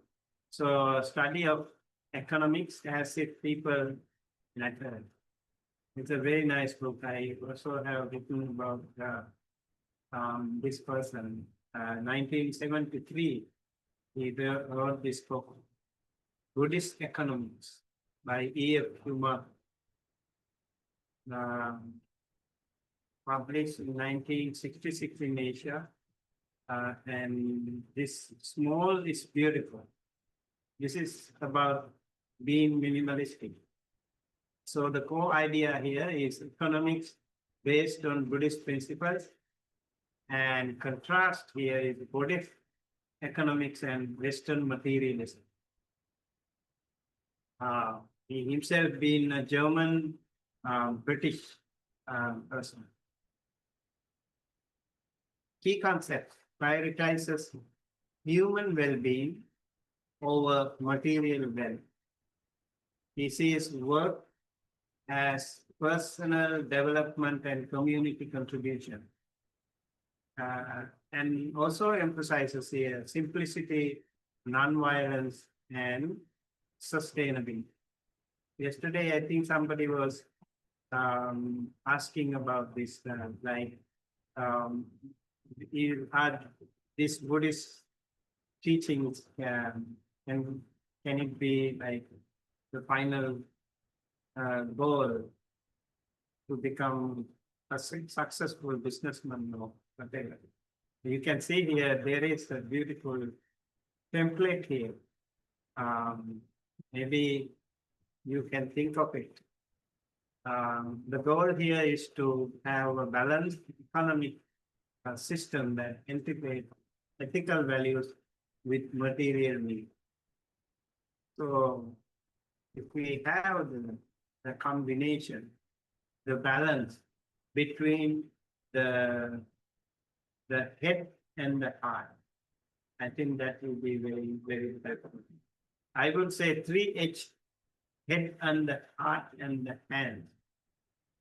So head is the knowledge. Hands are the craftsmanship that you learn from your parents and others from the society. And then heart is all the more humanity, all the more ethical values that we need to have the balance between all of them to become a better human. So here we have a critique of Western economics versus Buddhist economics. Western economics, it says, materialistic focus and goal is to maximize production and consumption. Right.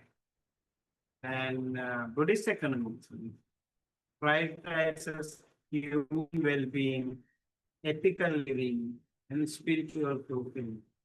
If you remember the suttas that we discussed today, Siddhalovada Sutta, Aditya Sutta, and Vyagdapajya Sutta, all these suttas, they actually talk about the well-being and ethical living and spiritual fulfillment. So we work the opportunity for personal development and collaboration and meaningful contribution. So it really contrasts with the values over material wealth. So this guy talks about simplicity. He talks about nonviolence, sustainability, very interesting. The book itself, I think we should read it. I actually tried to find it in the Speechify if possible. Small is beautiful. If you find it, you can just read it. That will be very helpful. And let me know if any of you find the book, PDF. That will be very helpful too. Actually, I had critique of modern economics. So simplicity, nonviolence, and then focus on endless growth and consumerism. And that is the modern economics. And then what happens, the result is the environmental degradation and social unrest. People have more unrest today than ever before because of this high consumerism, modern economic value. So Buddhist economics approach is sustainability, local self-sufficiency, and respect for nature. Very interesting again, renewable and non-renewable resources. So very important, we need to actually respect the mother earth, respect the nature. That way we can save this world for the future generation. Otherwise, the way we do today, I think if we keep going with the current pattern, that's not going to help the future generation. The kids today might, curse the generation, the elders later, as we have destroyed their world. So maybe we need to be very mindful about. And he also explains the dangers of materialism and the importance of middle way. So materialism here, risk and social and environmental flat. And then this is purely materialistic and nothing. Schumacher's solution here is the middle way, a balanced path integrating economic, spiritual, and ethical values. So here the goal is to, enhance rather than harm human and environmental well-being. So this guy is a book, Schumacher's book. Now, concludes with the vision of Buddhist economy. This framework is about the new model of economic development. This also is important, how we can harmonize, we can balance the material needs with spiritual and ethical values. When we have spiritual needs and ethical values, as Mark mentioned before, like he was struggling in his mind, which one to, whether to buy it or not, whether to buy this, latest commodity or not. And then eventually you decided, no, I don't want it. It's not required. Not required for me to survive. I could survive without that. So the sustainability and fulfillment would be the key here. Long-term and ecological and social well-being, very important. If we think of it, then our values, our ethics, and the sustenance of the world will be there. We can save the world for the future. So this is very wonderful book, and I recommend you also read this book somehow. More meaningful and satisfying way of life. So all the sutras that we learn also have mentioned purpose. Yes, so that is about Michael, sorry, E.F. Schumacher. So think of a Buddhist economic model, in your home, with your home affair. You can think of it. If you're a monk, think of your temple, how to maintain your temple with these Buddhist values. If you are a mom or a father, if you have family, children, think of adapting these things into your day-to-day affairs. And if you have a business, definitely this can be also helpful.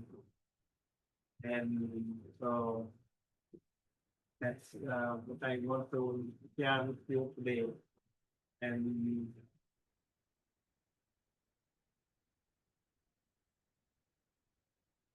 any comments?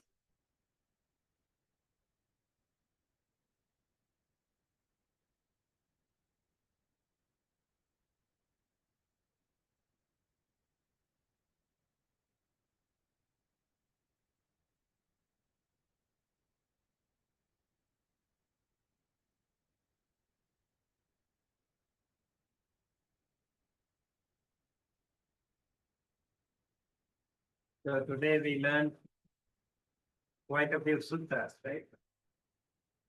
Do you remember the suttas that we discussed?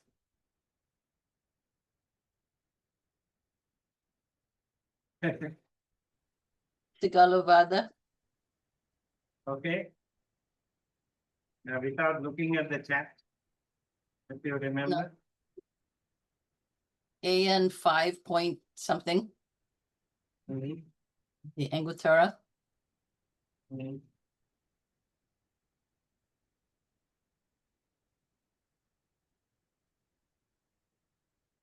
Did you learn something that can be helpful for your day-to-day lifestyle? Yes, Bante, a lot of things. It's not something. Yeah. I think a lot of teaching today we can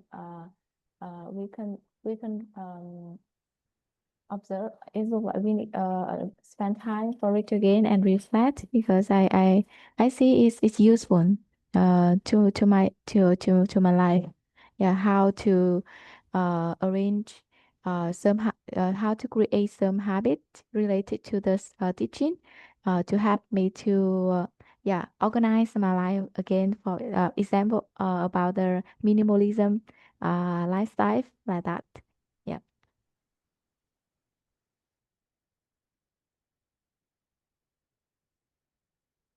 So if there is someone who is actually smart in doing business, earning money, they have a lot of ideas.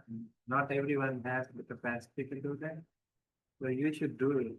But remember, think of those values, think of those ethics. And you can become a wealthy person, prosperous person. There are so many people you can help. You can share that. You can practice dana. That's why, otherwise, just like, you have a lot of money and you don't help anyone, and you don't really care for the world or the fellow beings, or you don't really care how you earn, whatever, if you get money, that's it.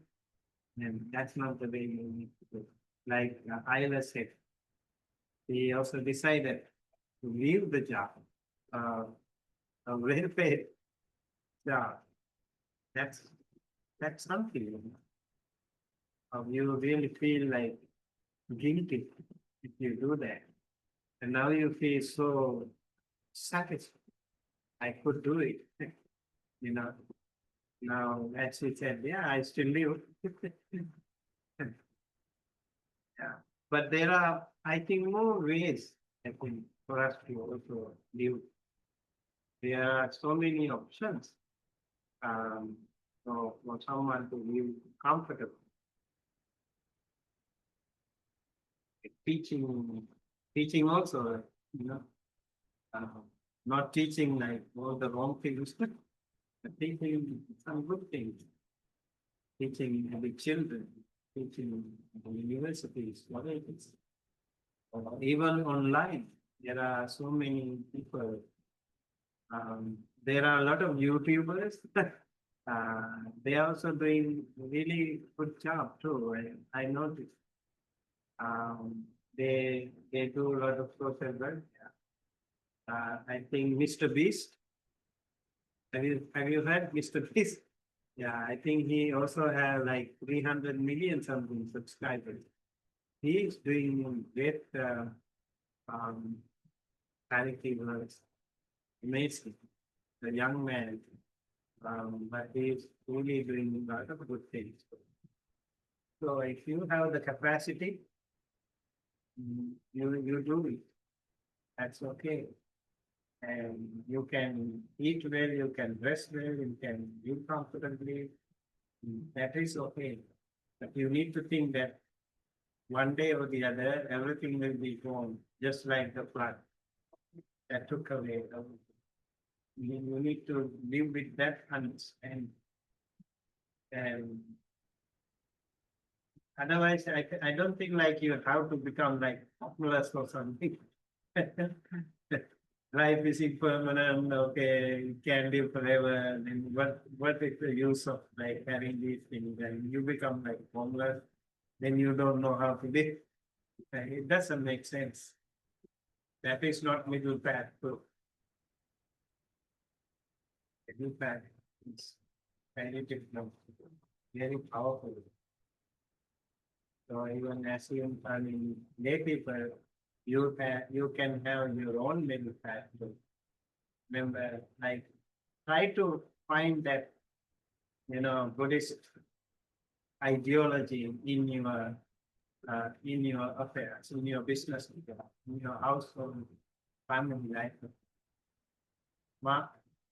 Yes. Bante, have you ever been to the country Bhutan? Oh no, I know happiness is their GDP, part of their GDP, right? Yeah. Happy. I heard they are a Buddhist country at like even in government level, so I wonder how they organize a society and economy. Yeah, they are not like very well to do, like, like in the Western perspective. Very simple, very humble, but they are very happy. And very beautiful country. Bhutan, small little country, very peaceful. People live a very humble, down to earth, modest life, and but they are happy.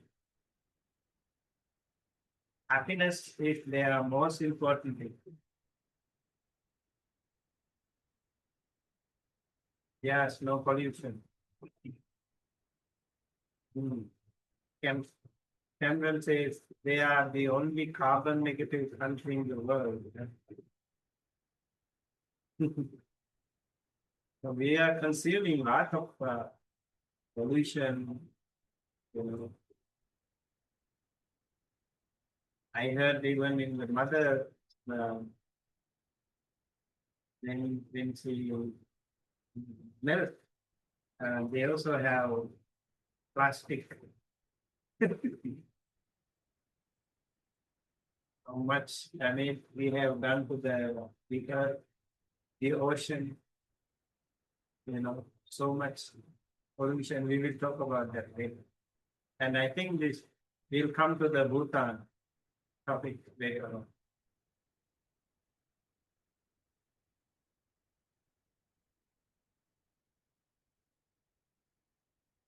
Venerable Jiangsu.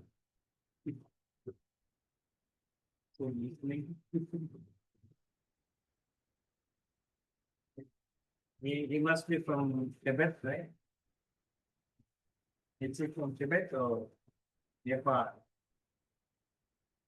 Are you from Tibet or Nepal?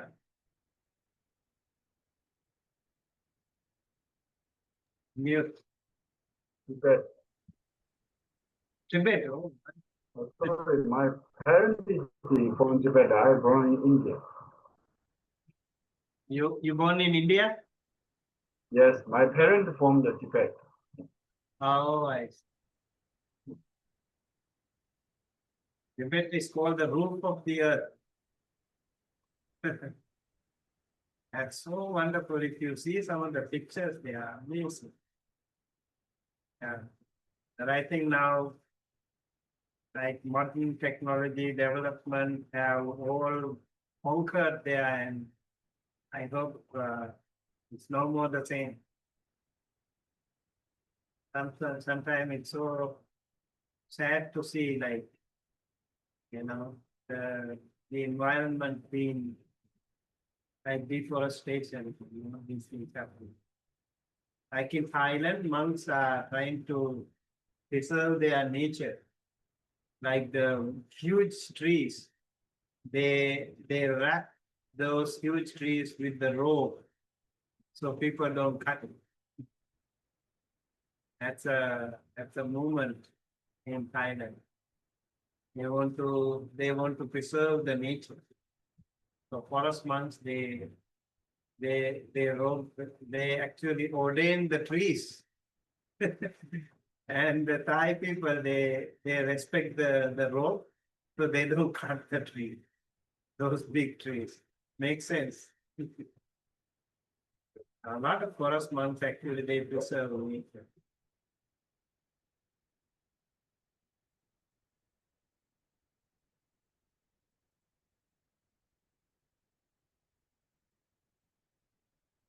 Right? So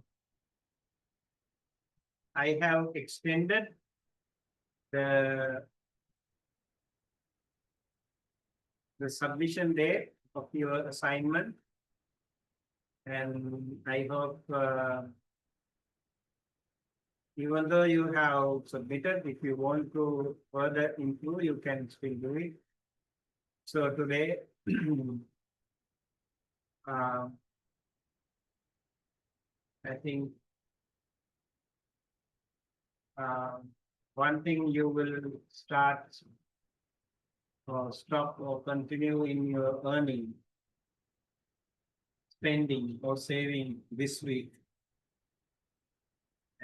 One policy or business change that would most reduce dukkha where you live. If you want, that will also be very good. And thank you all. Great work today. And quick wrap up of the threads we pulled together. Adiya Sutta, the 5 wise uses of wealth. Care for oneself, care for family, support friends and community, protect one's livelihood, make offerings, and cultivate merit. This is about the Adiya Sutta. And Sappurisadana Sutta, how a good person gives, timely giving, respectfully giving, with clear intention and a mind of compassion. That's amazing. And you give something. And then in the Vanijja Sutta, we learned about the 5 traits to avoid, like weapons, living beings, meat, intoxicants, poison, and compass for right livelihood. Sigalovada Sutta, we learned about the mutual duties of the employees and the employers. And then the Digajana Sutta for person welfare, industry, vigilance, good friends, balanced living. We learn those for present welfare and also for future welfare, faith, virtue, generosity, and wisdom. I wanted to talk about the Dasadhamma Sutta, but we were just covering it up with how the monk's simple lifestyle, humility, accountability, and simple minimalistic lifestyle of fun.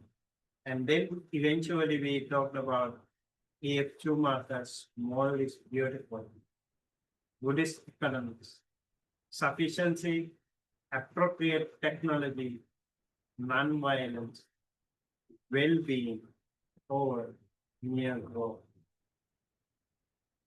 Okay. So I think take away litmus test today. Does this choice reduce suffering? No. And do we have guardrails to prevent new harm? That will be something you need to think of. And reminder again, the assignment number 1 is due April, August 15, Friday. So you have more time, but don't wait till the last minute. And next time, I also don't want to, keep extending. So make sure you do your assignment, write it well, and follow the instructions. That way you can really make a very wonderful and happy assignment. You should be happy, not feel guilty when you do the assignment. You should feel confident. Oh, I did it. I did it well. That way you feel you should be great. Okay, so we have a break now. We completed almost halfway, I guess. I hope you enjoyed the class today and hope you learned a lot of new things, and wish you all good rest, long life and good health, peace and happiness, and also hopefully we can continue to learn more and share more with each other. May you all be well, happy, healthy, supreme good. Thank you, everyone. Thank you. Thank you, Bante. Thank you, Bunty. Yeah. Thank you, Bante. Thank you. Good night. Right. Mark, please save the chat. Yes.